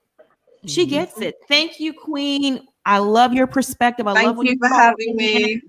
Yeah, I recognize that wallpaper in the back. That's like traditional British home. I recognize it's very British. I have family in England. I do. I have family there. Thank you. We'll see you tomorrow because we are breaking down this Bravo boycott. We are addressing Andy Cohen's elitism, racism, misogyny, and we're going to get to the bottom of things. Bye, honey. Take care. Listen, y'all, I just got to do some quick housekeeping. Subscribe to the channel. If you are already subscribed, bang that notification bell. Teacups, we have a goal. And once I get to that goal, I'm going to reveal the number of subs I have and do a giveaway. We're going to do it up big. Teacup affiliates, California. I mean, the Bishop, Plez, So Debonair, Schoolboy. You know I love y'all all. Listen, okay? Y'all's my peoples. Okay. Family, teacups in the chat. Thank you for rocking with us today. We couldn't be up here doing this without y'all. Mods, I appointed 2 new mods today. If you are interested in being a mod, DM me on Instagram, not Twitter, Instagram. And the 2 new mods, Tracy and Lysandra, please DM me on Instagram. I want to add you to our mod DM chat that we have.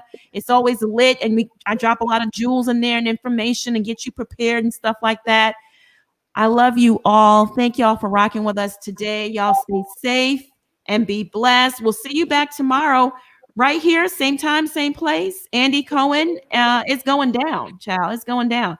Bye, y'all. Bye. Bye.